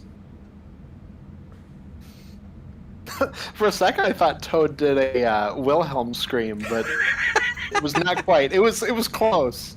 No, it was still in Ray Park's voice. You can still tell it was him. still Ray Park. It was him doing a Wilhelm. So are you in the camp that thinks this is like the dumbest line in anything? So I feel incredibly gaslit my whole life having to hear nerds complain that this is all Halle Berry. That's an awful line. Yeah. I don't put that on her. I think that is an awful line in general. Well, and it just doesn't fit this movie. I kind of think, again, kind of talking out of both sides of his face, and I want to be fair to the time and place this comes out, where like this movie feels more serious than it does now, in a similar way that '89 felt darker in '89 than it does later on. But if you're gonna make such a big deal out of, we're trying to make a serious dramatic action movie, still an action movie, but like a more serious character-driven thing, maybe have a no one-liner rule. I mean, I realize that a lot of action movies have one-liners, but one of the things that immediately makes it feel campier and more for the kids is when all of your characters go kind of out of character to say, like, the cool action guy line. And it would have immediately felt more like the movie Singer was claiming he was making if we didn't allow stuff like that. And maybe, like, maybe Toad makes sense to have a couple of stupid one-liners, because, like, if it's in character, if it's just a thing that character would do, where, like, he's sadistic, he's having too much fun doing what he's doing, but, like, you're gonna do it with Storm? She gets hardly anything to say the whole movie, and that's, like, her big memorable line? I mean, I'd more so be okay with her just getting a one-liner there if the line was good. Yeah, sure. But it's not. That's fair. I mean, this is one of those cases where we have to kind of, like, reverse engineer what went wrong and try to guess it, like, how you could make it better. Yeah. And so, like, my instinct is don't have one-liners, but then maybe the problem is just it's a bad one. I mean, yeah, it's fair. Mm-hmm. No, because I also get where you're coming from with that, too. But just this third act in general is going more action movie. So, like, I don't think it's a problem that it has stuff like that. Although I feel like if you were going to have some sort of one-liner like that, I'm surprised we don't have one for Sabretooth dying, with Wolverine. Yeah. There's some real clever, kind of dry-witted comedy in this and the next movie with Magneto. And I don't know if you want to call these one-liners, but, like, they're real in character for him and give him more personality. I really like it when he says stuff like, I thought you lived in a school. That makes Cyclops look like a total moron. It's like, really, you know that little about physics? Like, you're gonna... He goes, oh, yes, a large conductor. You're gonna shoot the... You idiot. I thought you lived in a school. It's like, that's great for Magneto. It's not so great for Cyclops, who's been thrown under the bus this whole movie, and this starts the unfortunate trend of... franchise. It starts the unfortunate trend of we have to take him off the board. Mm-hmm. Because he could solve this problem too quickly with his optic blast. But I also think it's funny that we treat Cyclops like the most important mutant on the X-Men, when we'll let Storm go do stuff, she controls weather, and we'll let Jean Grey go do stuff, she's a telekinetic. But Cyclops, if we don't take him off the board, he's going to solve every problem in 5 seconds. He can shoot beams real good. Yeah, exactly. Do you know how fast this would be over if we just let him shoot his beams real good? Man, he just show up in Alkali Lake and just shoot his beams all over the place. So I started to say earlier, when I did my scripted revisited video on this years ago now, like I've talked a lot about this movie. I went into a long diatribe about Magneto's, if not character arc, just like the approach for his character in this. And so the idea that this starts from a relatively, for him, more benign place is interesting, where like he doesn't want to like in the second movie kill all the humans. He just wants to transform some like important world leaders into mutants so that our cause will be their cause, and like in a real simplistic way kind of solves the problem. You go, okay, you think we were inferior to you or you're too afraid of us, well we'll just make you the same as us, and then you'll be forced to I want to do what's in our best interest. And what's interesting is it actually works with Kelly. Mm-hmm. Because as soon as he's turned into a mutant and realizes that all of his friends would turn against him, and B, he's not just a mutant, but he's dying, and the only people that are there to help him are mutants. If he survived that, he would actually be their biggest proponent. Mm. Yeah. And so it's interesting that Magneto is actually kind of right if this were to work. Like, I'm not saying that it would be the right thing to do to, like, make people mutants against their will, and it's also bad, and I think the main reason that the movie puts us against him the whole time is that he's going to kill this innocent girl that we've come to, that's already a tragic character that we've come to like through the movie, in order to do this whole thing. Like that's the main reason we don't like him. But if this machine actually worked, he would actually have a shot at getting what Xavier wants better than what Xavier's trying to do. And I just think that's kind of interesting. Just scarier, but yeah. I gotta mention, because we just passed it, the shot of Wolverine spinning around the thing doesn't look great, but I will give it credit. 20 years later, when Black Panther steals that shot, it looks just as bad there. So this at least is 20 years earlier, and I can give it credit for that. Well, that's one of those shots where you get points for style. Like, it's an ambitious, kind of neat idea, and so you kind of applaud it for, I see what you were trying to do. Well, I like the piece falls off after he lands. Like that's fun. Now, to be fair, the stakes are, of course, higher a little bit than just we're gonna transform the world leaders and this girl might die. When we find out that if this backfires, he's gonna take out a lot of New York. Like that is mentioned almost in passing, where it's like, by the way, there's a whole lot of people that are going to die if this doesn't go Magneto's way. And then it turns out that the mutating Kelly kills him, and so anybody he mutates is going to die. And then there's the question of, when they try to explain that to him, does he not believe them or does he not care? And I think it works either direction.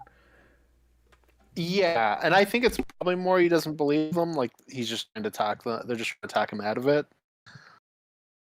But because the thing I wrote about in that rewind is that kind of classic question of, is he after equality or kind of dominance, or is he more after revenge? Like, if he found out that this machine was just going to kill all the humans in New York, would he just go through with it anyway? Mm-hmm. Like, I don't know that. X2, he could have just been fine with them all dying. Yeah, he maybe would have. Mm-hmm. This has to be one of the funniest examples of everybody has to do something in your climax, where Wolverine's going to save the day, Cyclops is going to shoot Magneto, who's stopping Wolverine, and Storm and Jean will just kind of both do the same thing.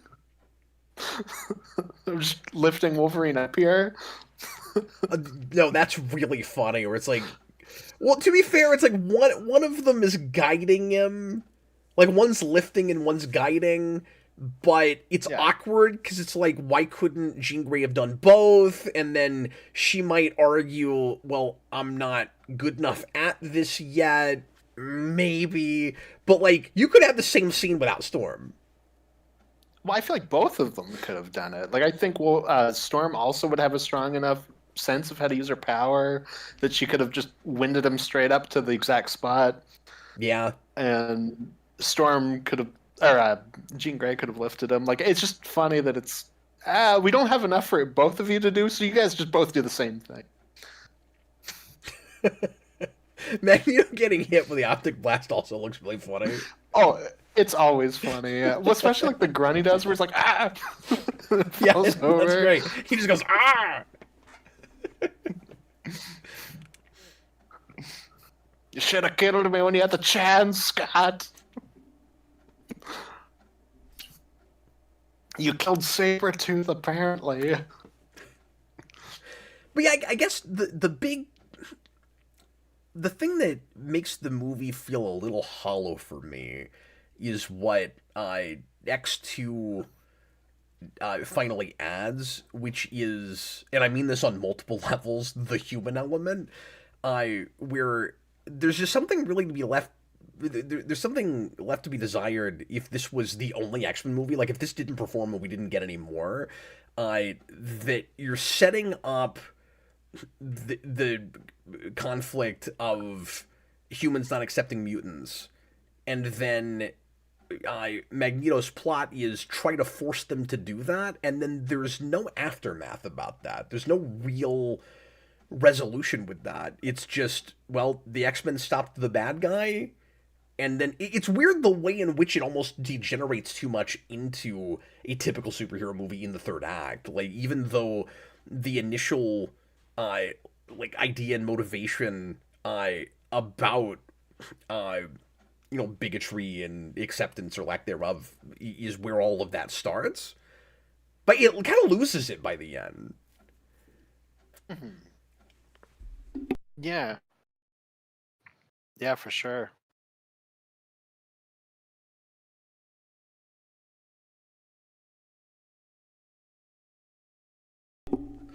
But I will say, it's not exactly the Amazing Spider-Man plot like I've suggested in the past, because I always forget that he's only trying to mutate the world leaders. I always think it's the lizard plot where like he's gonna turn everybody in the city into mutants, and that's not what it is.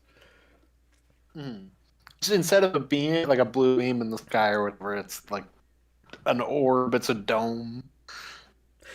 Yeah, Maybe I would think of it as the world as well, but it's not. maybe I would I find this ending more satisfying. It would have to end on a more sour note, but I think I would find it a lot more satisfying if this didn't all feel like it happened in secret. Because Kelly has the whole thing where he's like, well, Magneto, if you do this, you're proving to everyone my side. You're proving that I'm right. And I think the movie needs to end with Magneto proving to humans that mutants are bad and make the situation way worse politically. I think that's the big thing it's missing. So, like, what kind of what I have with Days of Future Past, to some degree. Remind me. Oh, just that with that, like, we get so big, where like Magneto drops a football stadium on the White House, and like everything's cool after that. But what sets the Sentinel thing in motion is just Mystique shot a guy.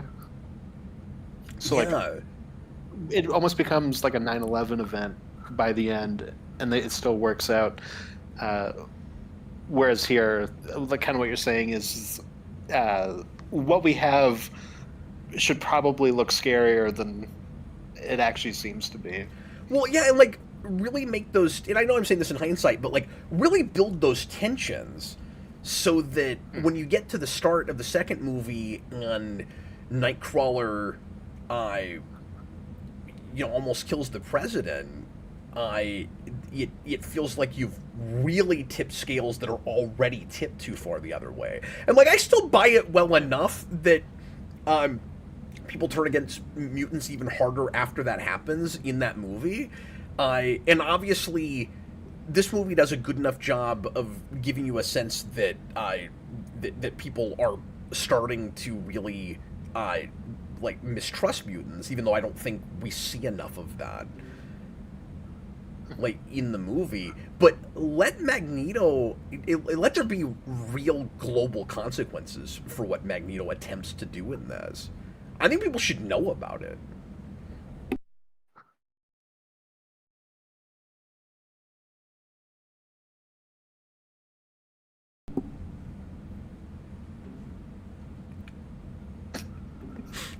Sorry, just the face that it pauses on with him is really funny.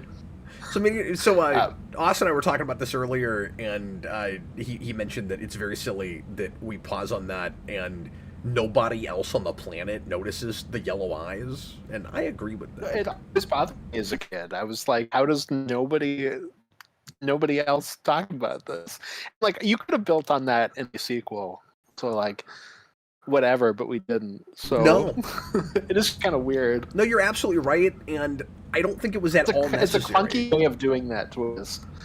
No, I don't think so either. Well, before that, it feels like the yellow eyes are just for the audience's benefit, and then suddenly we make it a plot point where physically, like our characters are noticing that that's there, and the fact that Kelly is there, they would put two and two together and go, well, it must be Mystique because he's dead, and we saw him die.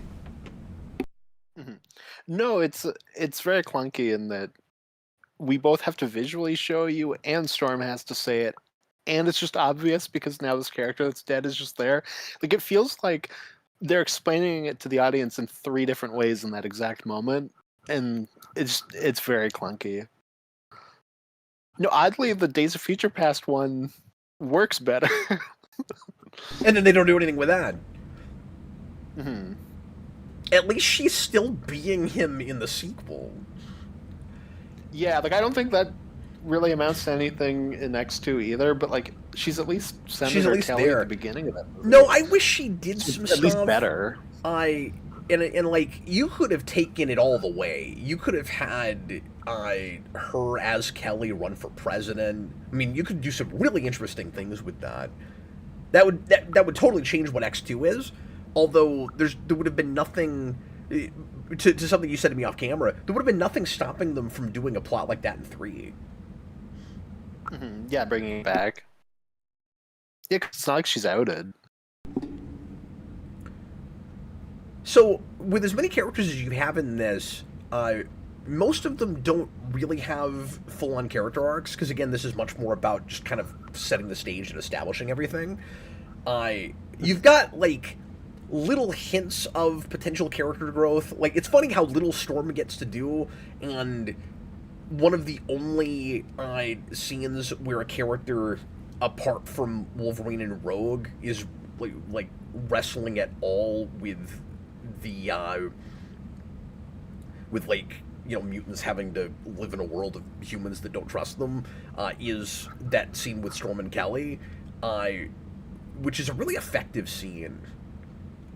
It's very short, but just the whole bit where he asks her if she hates regular people, and then you get that moment where you can tell that, like, they represent the potential hope for both sides.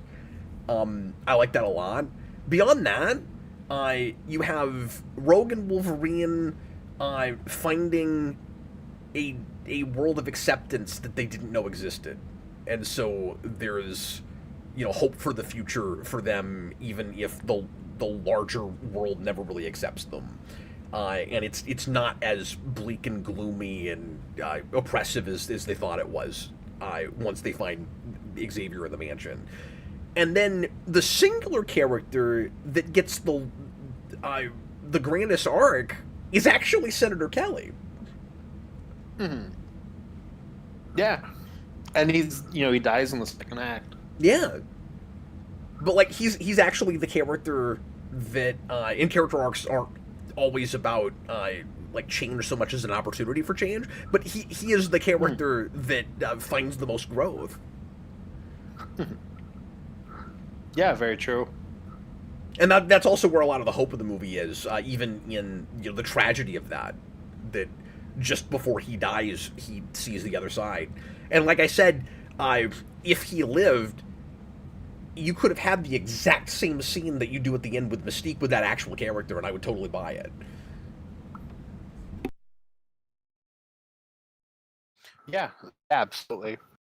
And I think the script is kind of banking on that. I think it does that on purpose.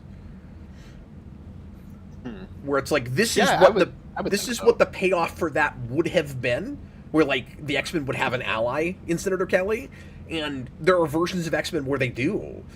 I where like Kelly starts on one side and becomes to another side, and in this, they kind of reference that by killing him and then having, but he has come to that resolution before he dies. I don't know. I really like all that.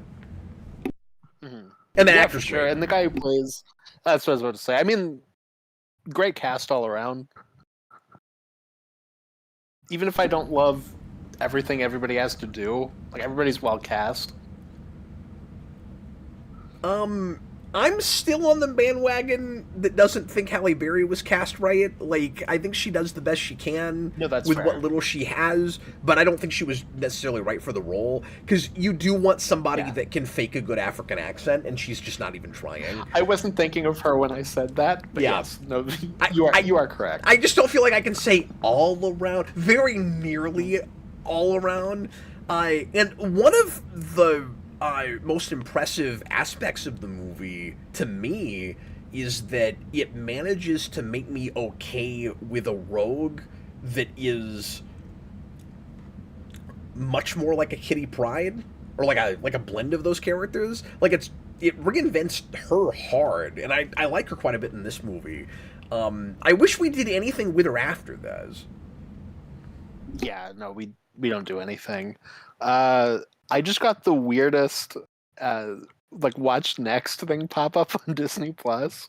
Oh, really? Because mine was just the '90s cartoon. So mine is the '90s cartoon, but it's specifically season 3, episode 8. Oh, okay. I wasn't looking close enough to see if mine had an episode number. That is. Which episode is that? It's called "No Mutant is an Island." Oh, okay. This had an island, to be fair. So that's true. But like that's just, I don't know. That's so specific. I do also really like, and this is more a credit to the sequel than to this. But I do also really like that the main third act set piece of the second movie is name dropped at the end of the first with Alkali Lake. That's pretty cool. Yeah. No, that's cool. I mean, that's like honest to God sequel setup. That's what they're going to build off of. And I don't know that they knew if they made a sequel that the, a lot of the action would take place in that place, so much as just Wolverine's going to go there to try to figure out Weapon X. And I also like that in X2, we the audience don't know that either. Like, it's wonderfully bookended when Wolverine goes there and goes, there's nothing here, and then he goes back to Professor X, and then the last there's only exits there. The last 50 minutes of the movie take place underneath where you saw Wolverine give up. It's really great.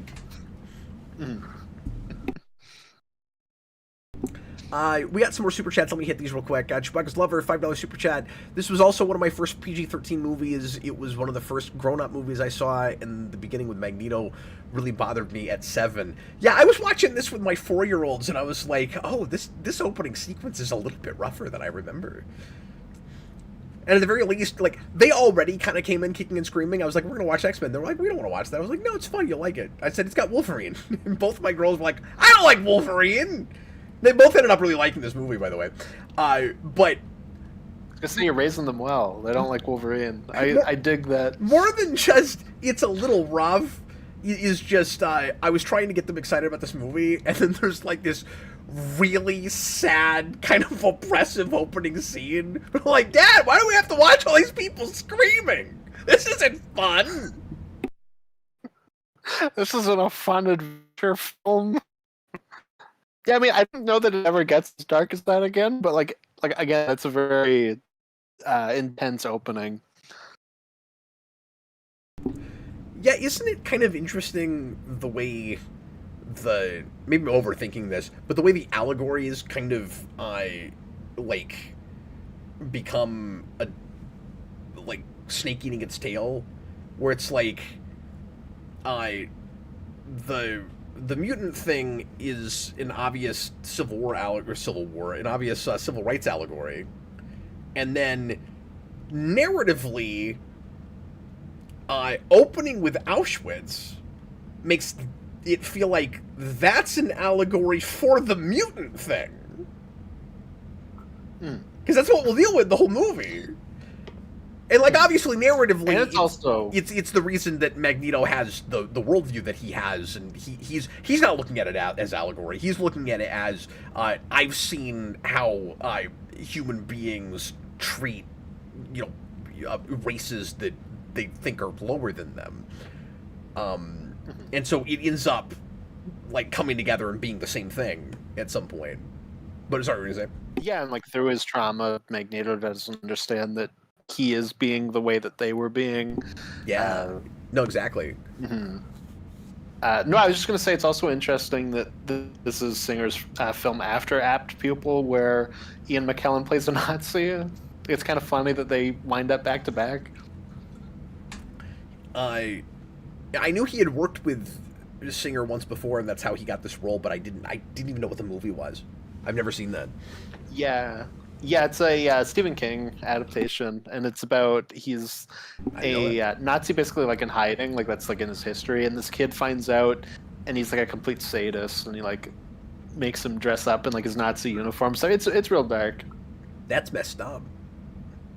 Mm-hmm. Yeah, exactly.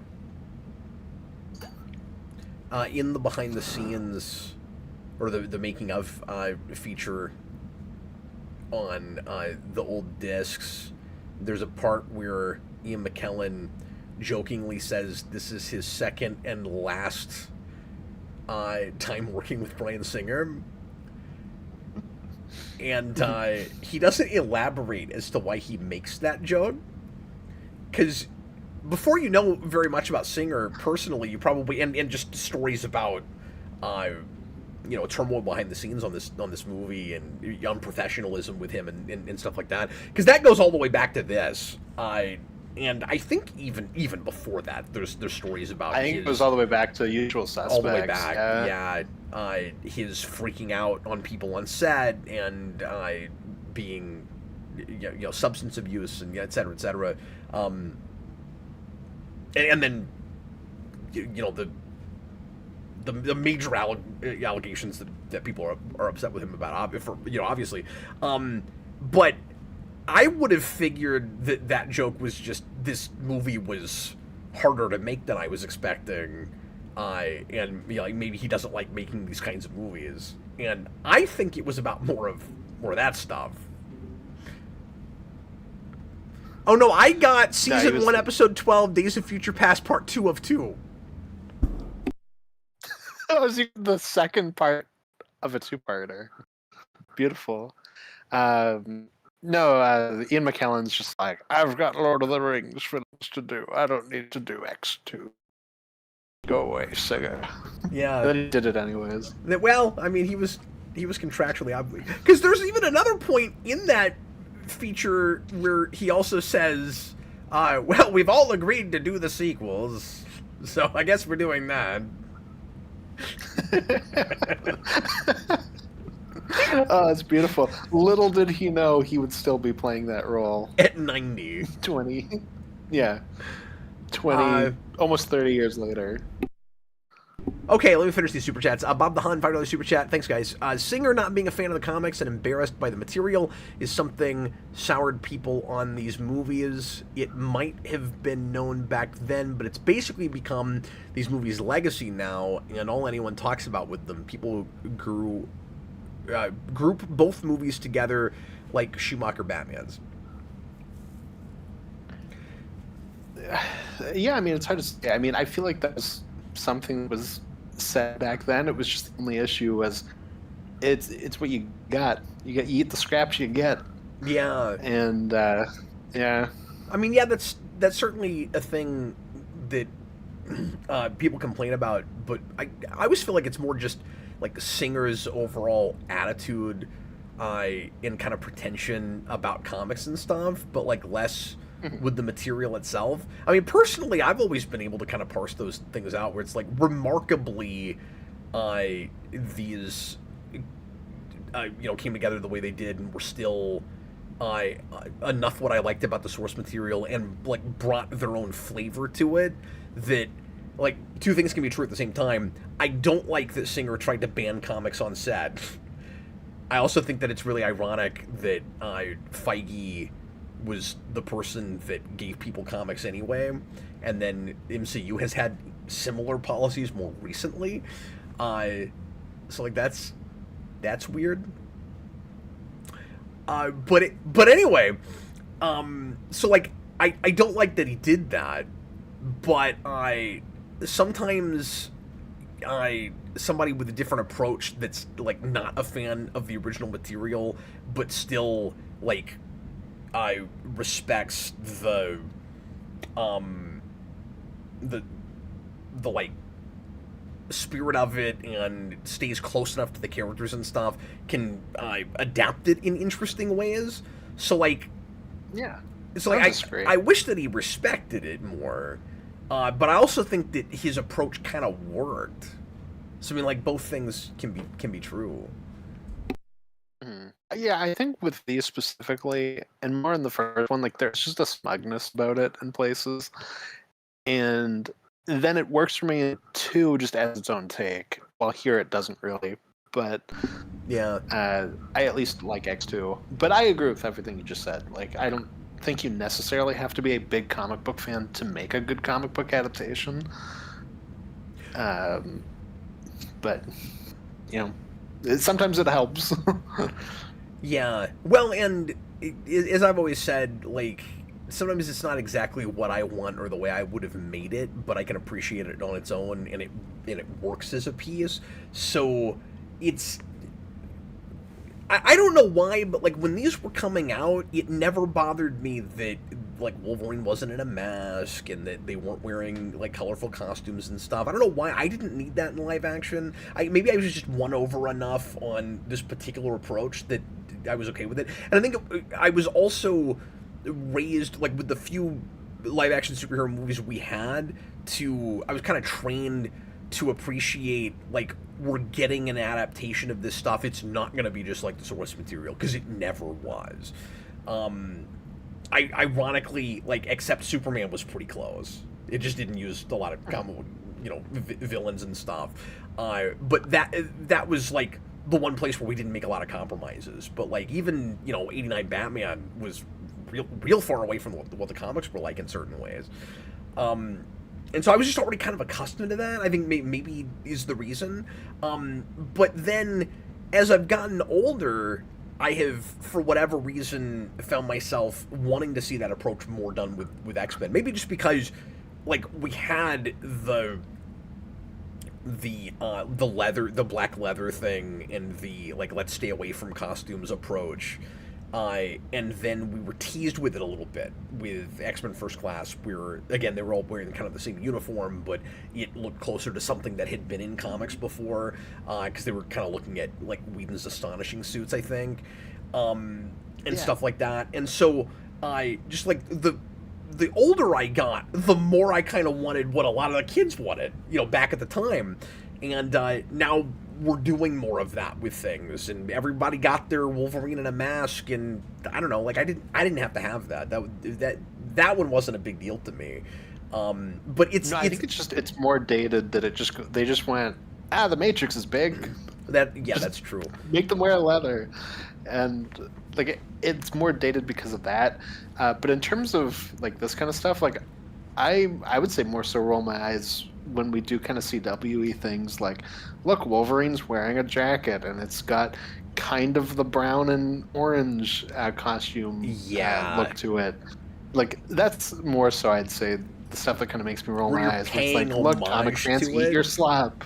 We referenced it. Yeah, and like that's not adapting that material. That's just like making an excuse to the fans, going, well, yeah, no, we're aware of it, and then you sort of feel like you're being, in a weird way, placated to. Yeah, definitely. Where I'd rather you just Magneto's suit, I think, looks good in this movie, and it's obviously very different. But like, I think his outfit looks fine. Oddly, the villains all look way better than the X-Men do, except for Toad. Yeah, but, isn't that odd? Like Mystique looks good. I think Sabretooth looks pretty good, and Magneto looks probably the best. See, I always thought Sabretooth looked kind of silly. That's fair. He just looks like Beast Man. Yeah, but like I bought. Like, looks fine. Well, and Toad also looks really silly. It's like we just gave him like green hair and called it a day. But with Sabretooth, like that was the most contrived looking one, or the most manufactured looking one to me. Where it was like, this man does not look like he grew this facial hair, like Wolverine does. But with him, it's like I can see all the applications. Yeah, that's fair. But that's very fair. I don't know. That's a minor complaint. Dan Schneider, $2 super chat. Thoughts on the costumes Alex Ross did? I don't remember. Like, I know there's something about that. I just don't remember. I've seen his anymore. Spider-Man stuff. I've never seen his X-Men. I can look it up quickly, but I've seen his Spider-Man movie ones before. I don't think I've seen his X-Men ones. Yeah, I mean, I guess the question is, do they look like something you could have or would have put on film back then? Oh, I have seen this Wolverine. Yeah, I mean, I don't know, it would have been fine. They wouldn't have done it, but yeah. Well, I think it's also important to note that, again, time and place, that they had every reason to not trust that people would accept straight off the page superhero costumes, especially in a team where they're all wearing like dramatically different, like really bright colored things. Like whatever material you used, like at the time Hollywood in general was really scared of this stuff. And they're expensive to make, and they didn't know if people would go see them. And so it's like you had before that, like I said earlier, the couple of safe bets. But like if X-Men was arguably the most important movie in getting people to like see the merit in comic source material for more relatively serious like not especially comic feeling things, although this is heightened and comic booky enough for my taste, but whatever. That was the perception, I guess. Spider-Man was the most important for, no, we really can just do the like right off the page costumes and it's fine. I think that really opened the floodgates for put comic books on screen, as opposed to start there and adapt to, a like something else. Yeah, no, I mean that's completely fair. It is definitely a matter of just time and place, and like Batman and Robin had just happened. Like we weren't really sure about this. Blade just happened, so leather is in. Yep. The suits are still bad though. Like it's still a knock on this film, but it is definitely, it just is what it is. It was the time it was made. Yeah, and like I have enough of a nostalgia for it that it doesn't bother me, but if you did it now, it would. I mean, like, if it was I don't know, fast forward to now and these never happen somehow, but you have the MCU, and then you put this out, you'd be like, why'd you do that? Why didn't you just do them off the page? But part of that's because now we've become accustomed to, we can do that stuff and people will buy it. And I still think part of the issue is they're not personalized, and obviously Wolverine wouldn't have one. Like it's fine, he's got like a standard one, but like that's a big part of the X-Men. Like that, they should have more individualized suits. Yeah. Same foundation, sure, but like Storm's got like a little cape. Like they should all have little touches like that. Yeah, and it's funny because like that should have bothered me then, and it didn't. I don't even know why. And again, it might just be that like you excuse it because thank God you got something. I think it was such a big deal that property, you like being in development hell forever, like actually got made. Yeah, I think we've all experienced elements of, well, we finally got something. It's like I'm happy that we got something. Take what you get. Yeah, I think we've all had moments of that. Because it's funny, the stuff that, in not adapting more from the source material bothered me more than like not personalized suits. Like, you're not wrong. That should have bugged me more than it did. Tall Wolverine bothered me. I didn't like that. Yeah. No, and I think he looks better in this first one because he was hired so late, so he's not like giant. Yeah. But I agree. I mean, Jackman's at least good in the role, so it's like I can kind of, just ignore it. Yeah, but this But idea that the next Wolverine actor should be shorter. The idea that he's always got to get like as close to Schwarzenegger ripped as possible to play Wolverine. I've never understood that. Well, it sucks too that the comics also kind of shifted after to make him a little taller, and that's just kind of stuck. Well, and I mean, like he was real muscular by the '90s, but so was everybody. Like I don't think in those '90s Marvel cartoons, I'm shocked Aunt May isn't jacked. Like, yeah, like Jameson is like giant. In his earliest appearances, Wolverine doesn't have like gigantic arms. Well, that's why he's called Wolverine, small and scrappy.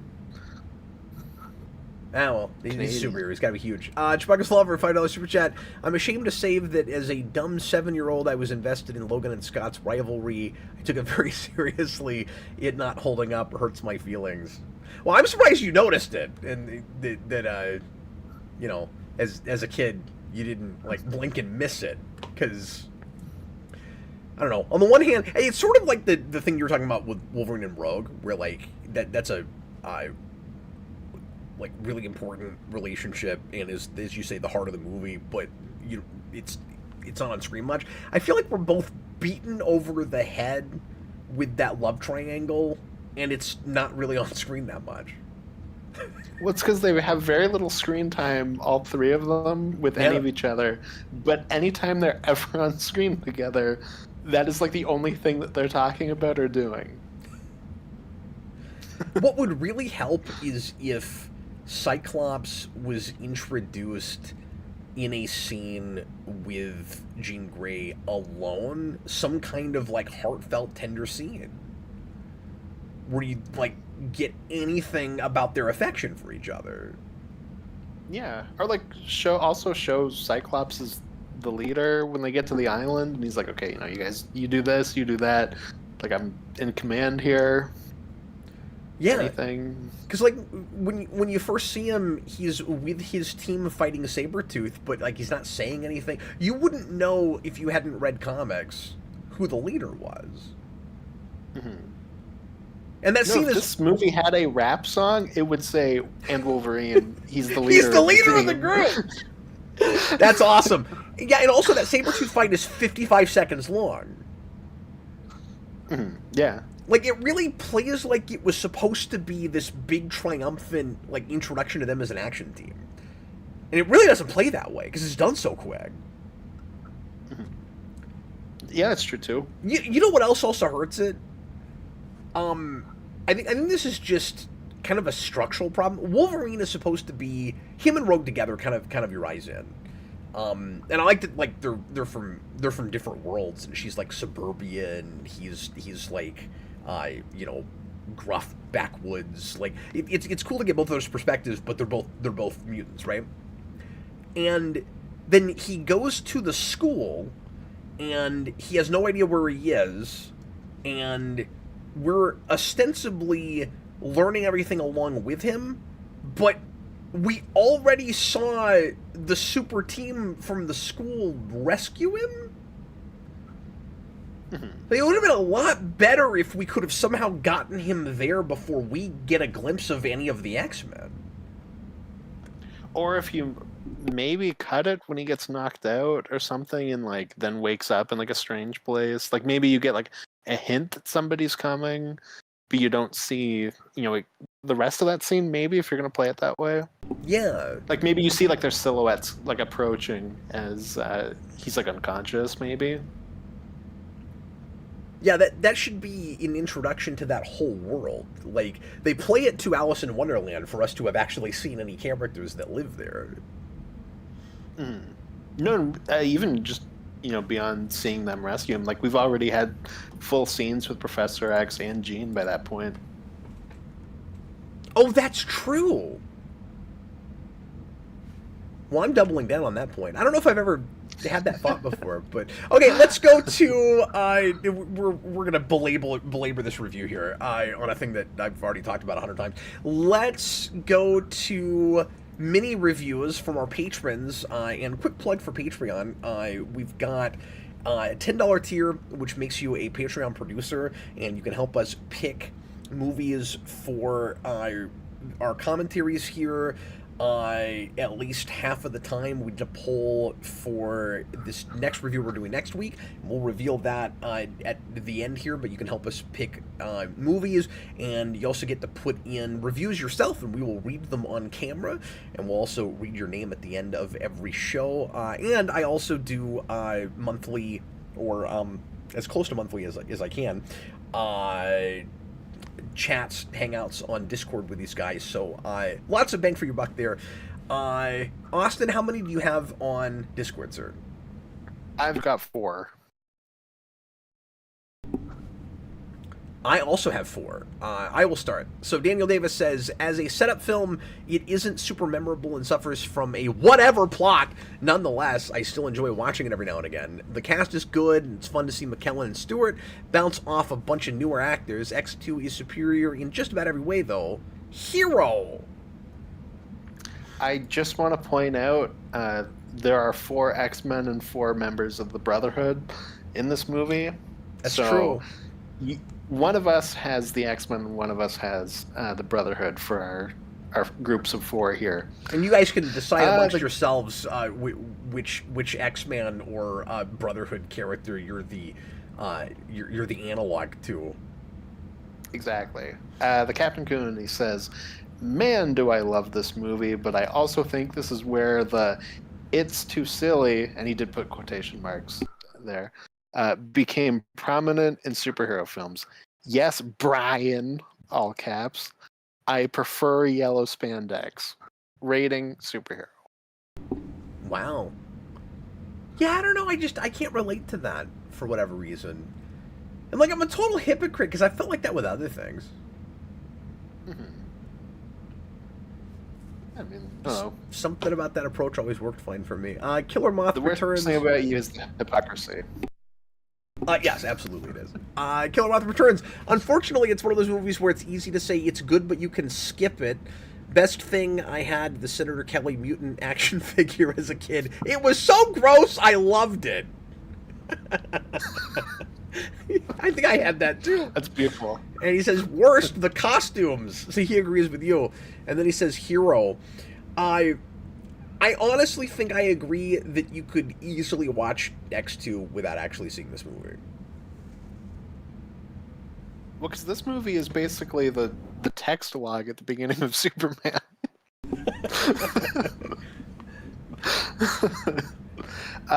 Silly Satan. Let me say this real quick too.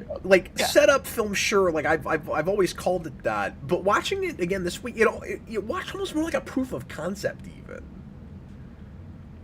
Sure. Yeah. So not even just a full setup, just proof of concept. Yeah. We can make this. And again, I think there was a script that probably watched like a much more tight, cohesive, complete film, even with maybe a somewhat lackluster villain plot. But it, I don't know. I'm kind of repeating myself when I say it's too truncated, but it just feels like it's gotta jump from quick exchange to quick exchange so quick. You're I'm seeing snippets of things. The movie itself in places watches like a trailer. It's weird.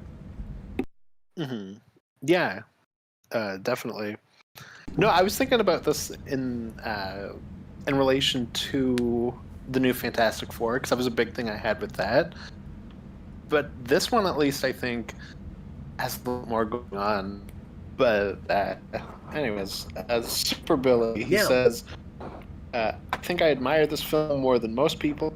I love the tone and style. The performances are fantastic, apart from Halle Berry. The writing is strong, apart from the lines given to Halle Berry. He really doesn't like Halle Berry. The action is effective. Right, really doesn't like Storm, I should say. Uh, the action is effective, and the visual effects still hold up for the most part. Except for those I given to wish he Halle added, Berry. except for Halle Berry. You should have put that there. Sorry to criticize your review, Super Billy. To me, the film is more than just a trailer for a larger, better movie. It's a great introduction to these characters and this world, underpinned by a solid emotional core. That, of course, being the central relationship between Logan and Rogue, as well as the relationship between Professor X and Magneto, rating superhero. Joe Turner, I never cared for Singer's X-Men films, and actually getting into X-Men comics only made them worse in my eyes. His direction has no flair, and the movie is embarrassed to be based on a superhero comic. Having Stewart and McKellen is awesome, but the rest of the cast ranges from fine to poor. Give me Spider-Man or Blade over this any day of the week. Villain. Wow. That is pretty harsh. Agreed. Wow. Connor Neal, except for I like more cast, but Yeah. Connor Nielsen. I No, have you fond said all feelings around. You associated- said it was well cast all around. I wasn't thinking about Halle Berry. Okay, Except for Halle but the rest Berry. of that singer doesn't have flair. Like all that stuff is correct. I agree with that. But I do like most of this cast. Connor Nielsen. I have fond feelings associated with X-Men, and yet, despite having seen it multiple times, it is a film whose story I have difficulty recalling. So exactly what I said. The cast is largely strong, particularly Jackman, Stewart, and McKellen being the standouts, and it has a solid opening act and memorable moments, but on the whole, it's an adequate action film of its time. Rating hero.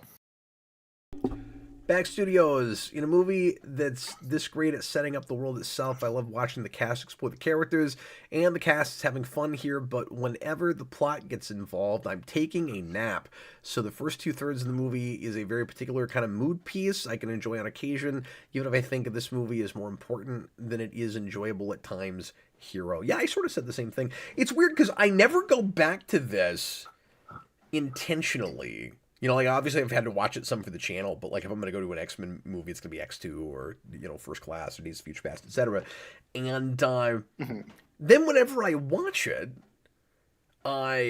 it's hard to even focus on it because I feel like I've seen it too many times. Like it's so like I don't know how many times I've watched this, but it's one of those movies that I don't remember watching a ton, but I feel like I've got it kind of memorized, and it's just not very rewatchable. So it's like. Yeah. I have I've seen this feeling more pressing down so- on me of this does not need to be watched again. You already know everything that's in it. Yeah. No, I've seen this more because, like, my mom will be like, "Oh, hey, let's watch X-Men. I like that," and then we'll just watch a string of X-Men movies. It's like that tends to be it. Although it was funny last time I visited her and she was like, "Let's watch X-Men." We watched 1, 2, and then she was like, "Oh, we can watch 3. What's that one I like? The one that's before?" And I'm like, "First Class." She's like, "Yeah, let's watch that instead." And I'm like, "Yes." I mean, good call. I'd much rather watch that than 3. Well, this movie would probably hold up a little better for me if I liked X-Men 3, because then you'd have just, you know, a trilogy start to finish.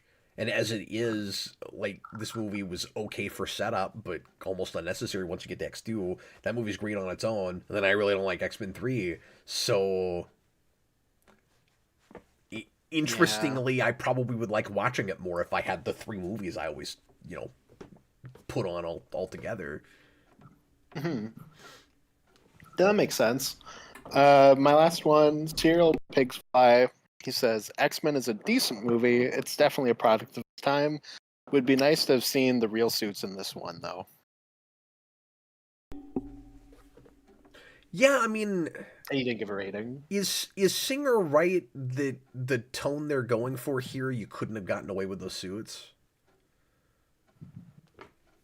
Like, is there a way I'm gonna to say do it? no because we're also we have other stuff like that I think is just as silly. Like, what's the difference between that and say like fully naked Mystique or Yeah. like caveman looking Sabretooth or like, I don't know.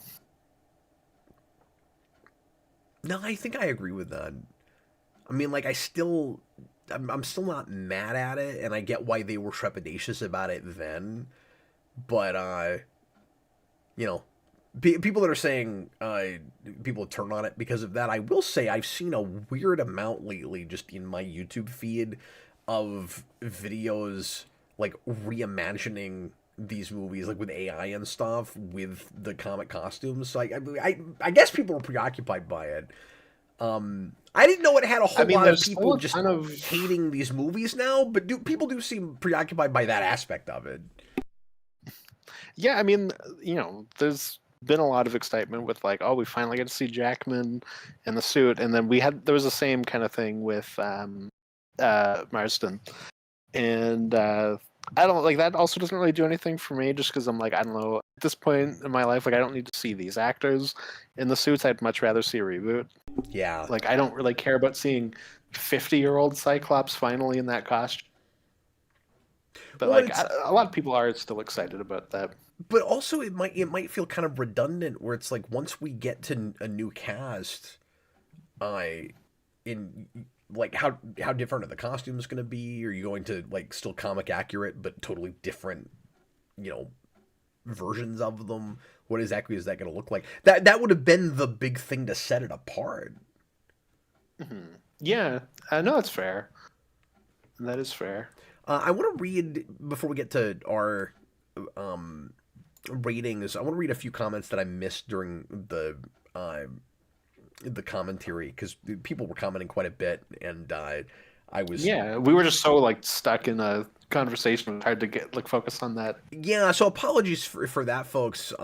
It's like a shorter movie, and I was worried about not getting to everything. RJ Godzilla, Magneto's plan to change leaders to mutants would simultaneously help and hurt his cause.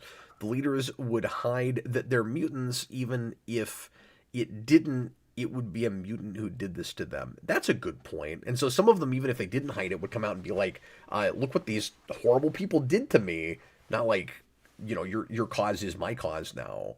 The only reason, to be fair, that Kelly had that is that he was dying. Hmm. Yeah, and was brought in by the X-Men. And so when I said, like, if he had survived it, he would have been on their side, only if he was dying and then they cured him. Maybe not so much if he just turned into a fish man.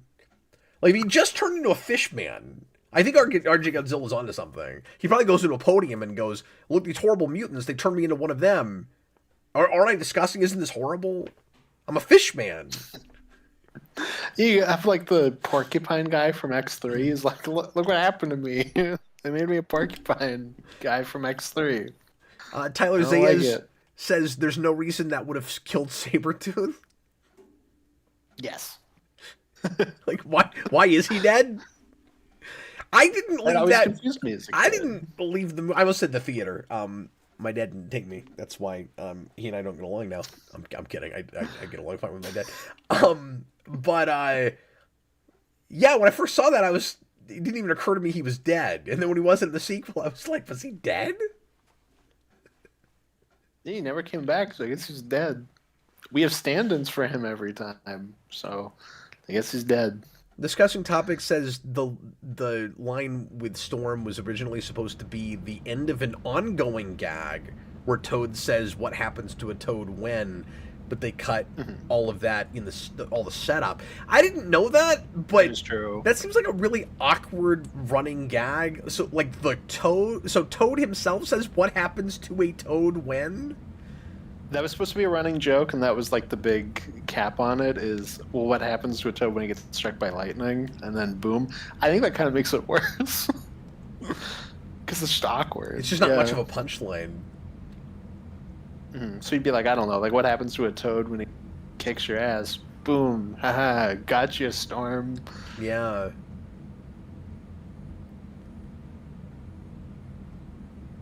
Well, and then just with what actually happened, same thing that happens to everything else. I don't know, you get shot over water, and What happens to a toad when he spits slimy goo on you? RG That, I Godzilla, guess. Logan cuts off part of Mystique's fake claws, but exactly what is he cutting off, and do they morph back into something, and if so, what? Yeah, they don't know. They're hoping we won't think about that. I said it's the phone. She absorbed the metal from the phone at the beginning of the movie, and then he cut the phone out of her. Dagon Spear, I saw Mystique having the Wolverine claws is her basically growing sharp fingernails.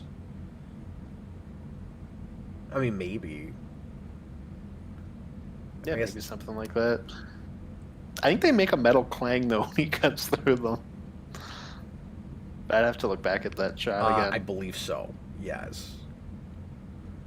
But also, so does Wolverine when he like headbutts people at the beginning of the movie, and then never again.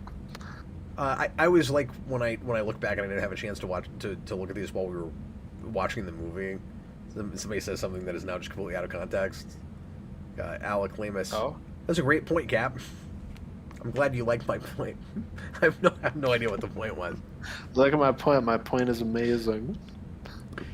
Brett Pritchard, I would really like to see an X-Men movie that actually treats Cyclops with respect and portrays him as the actual interesting character with depth that he is in the comics. He's an afterthought here.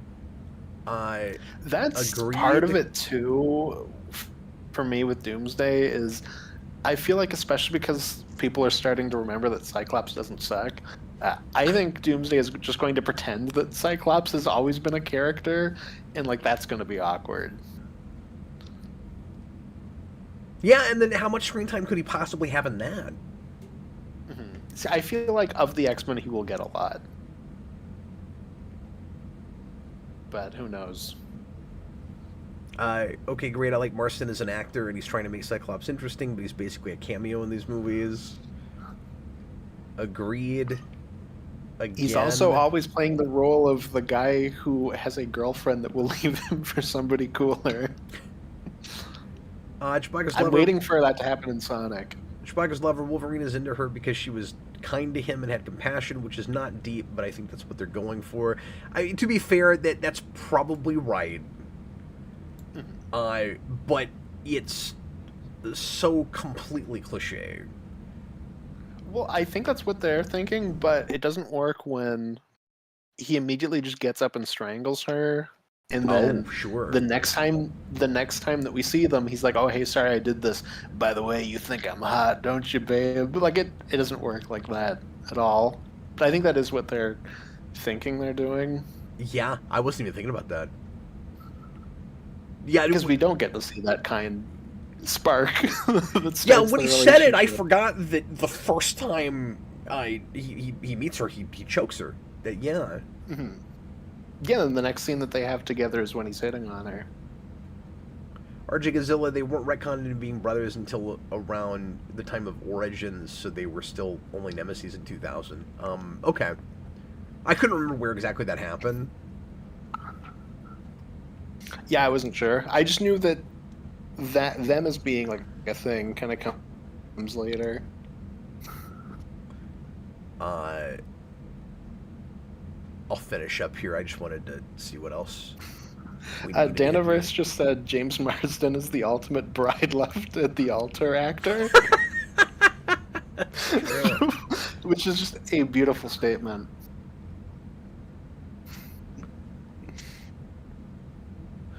Brett Pritchard, the trouble is, yeah, this is to the point I was trying to make earlier. The trouble is, Kelly asks her point blank, are mutants dangerous? The answer is pretty much yes.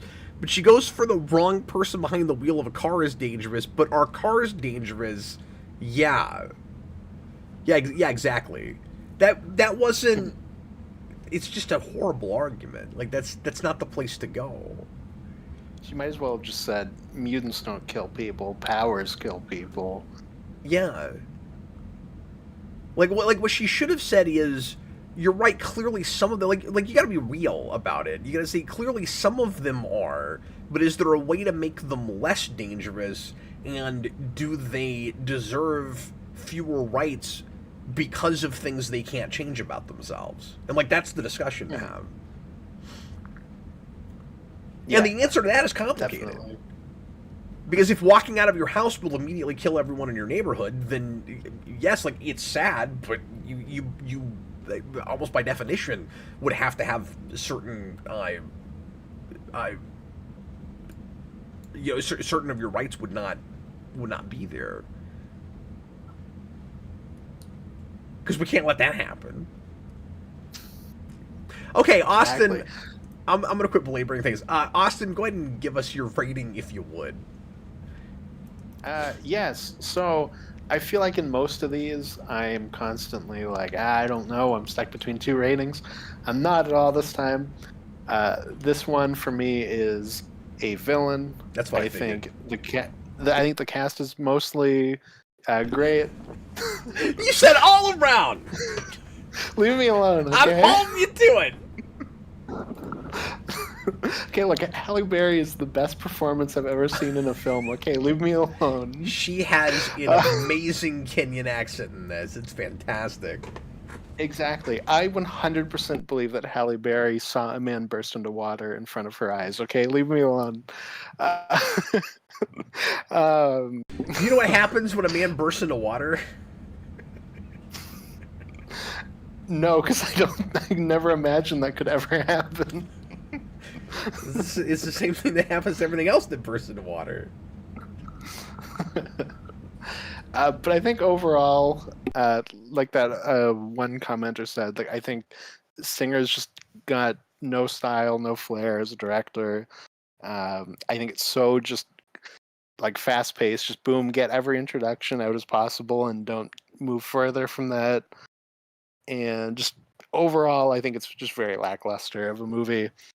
And it at least gave us a better sequel, but that doesn't make this movie better. So I'm going to give it a villain.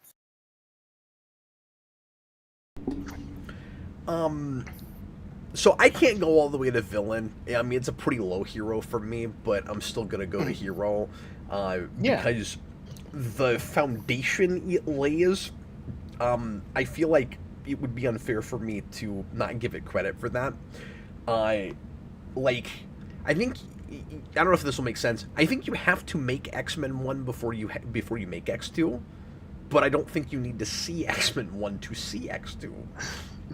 No, and I agree with that, but I think even in those circumstances, you could still make a way better movie than they made. Yes, I don't disagree. But with I do agree. X2 is not the first movie you make. that. But like, there's a lot of foundational stuff that I think is excellent, and there's a couple of performances that really elevate it, and I think there's more going on with Magneto than we like to give it credit for, but I think I might have like overthought it in that rewind I wrote years ago, where I think I might have been seeing some stuff that wasn't there, or like, I don't know, because it's not real explored. But like I said, my main frustration is just like really clipped conversations where like we're so economical to the point where it doesn't feel like anybody's like really actually having real conversations. Like you said, it feels like a trailer, like with just how fast it's moving along at points. I can't think of a lot of other examples of this where it feels like an incomplete movie that's not missing any scenes. Like, usually when you have that, there's whole scenes that you feel like should be there for connective tissue. Feels like all the scenes are there. It just feels like the meat's cut out of a lot of them. Yeah, no, very true. You know what? The ultimate example of why this is a villain over a hero, Cap? Those damn stables never came back. That obvious setup. You've almost convinced me. Batman didn't even ride a horse in this movie. Well, let's go ahead and look at our rankings. Batman's not even in this movie. I don't know why you expect him to ride a horse in it. He's not even here. So I have this placed, and as always, I reserve the right to move this, but at the moment, I have X-Men ranked at number 31 on my list, just under Hercules and just above Justice League Gods and Monsters. Oh, okay, yeah. And we'll see where Austin's got it. I'm going to refresh this to make sure that it's in there. So Austin has X2 at 19. My X2 is probably a lot higher than that. Where's my X2? My X2 is at 2. Yeah, I was just saying. I was gonna say, I think it's like, yeah, one of the top ones. Pretty high. I like X2 a lot. And you've Yeah. got X-Men under the Phantom. That's actually really shocking to me. Wow. Yeah, I could maybe move it over the Phantom. Just above Masters of the Universe.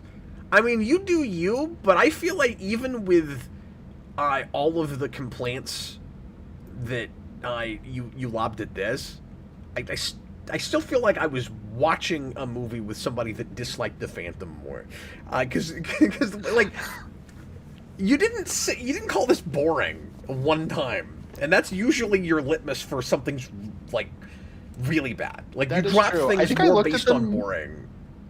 I think I looked at them and went, the Phantom's close. You know what? It should go over the Phantom. You're right. You do whatever you want, but that is surprising to me. No, I think in the moment I was like, the Phantom feels more like a complete movie. I'm gonna put it under the Phantom. But no, I think you're right. I think it belongs to be over the Phantom. So I just moved it. You are correct. I take that back. So we can't all be infallible every time. Yeah, exactly. There you're gonna have it. So I moved it to 44. At 44, then. Yeah, okay. Yeah. Well, everybody, we appreciate you. Thanks for hanging out with us. We're gonna reveal now our pick for next week. And Austin, we got a couple more votes in the interim, and I'm gonna refresh this one more time. But it looks like we're gonna have to flip a coin again. Yeah, it's tied again. Oh my god. Oh, that's stressful. Are you really hoping we don't have to do the other one? No, I'm just stressed because it's like, oh man, like that's crazy. It could be either of them. I don't know. I don't know that we've ever had to flip a coin on camera before with this. No, exactly. It's I a forget. Precedent. And okay, precedents make me frightened, Cap.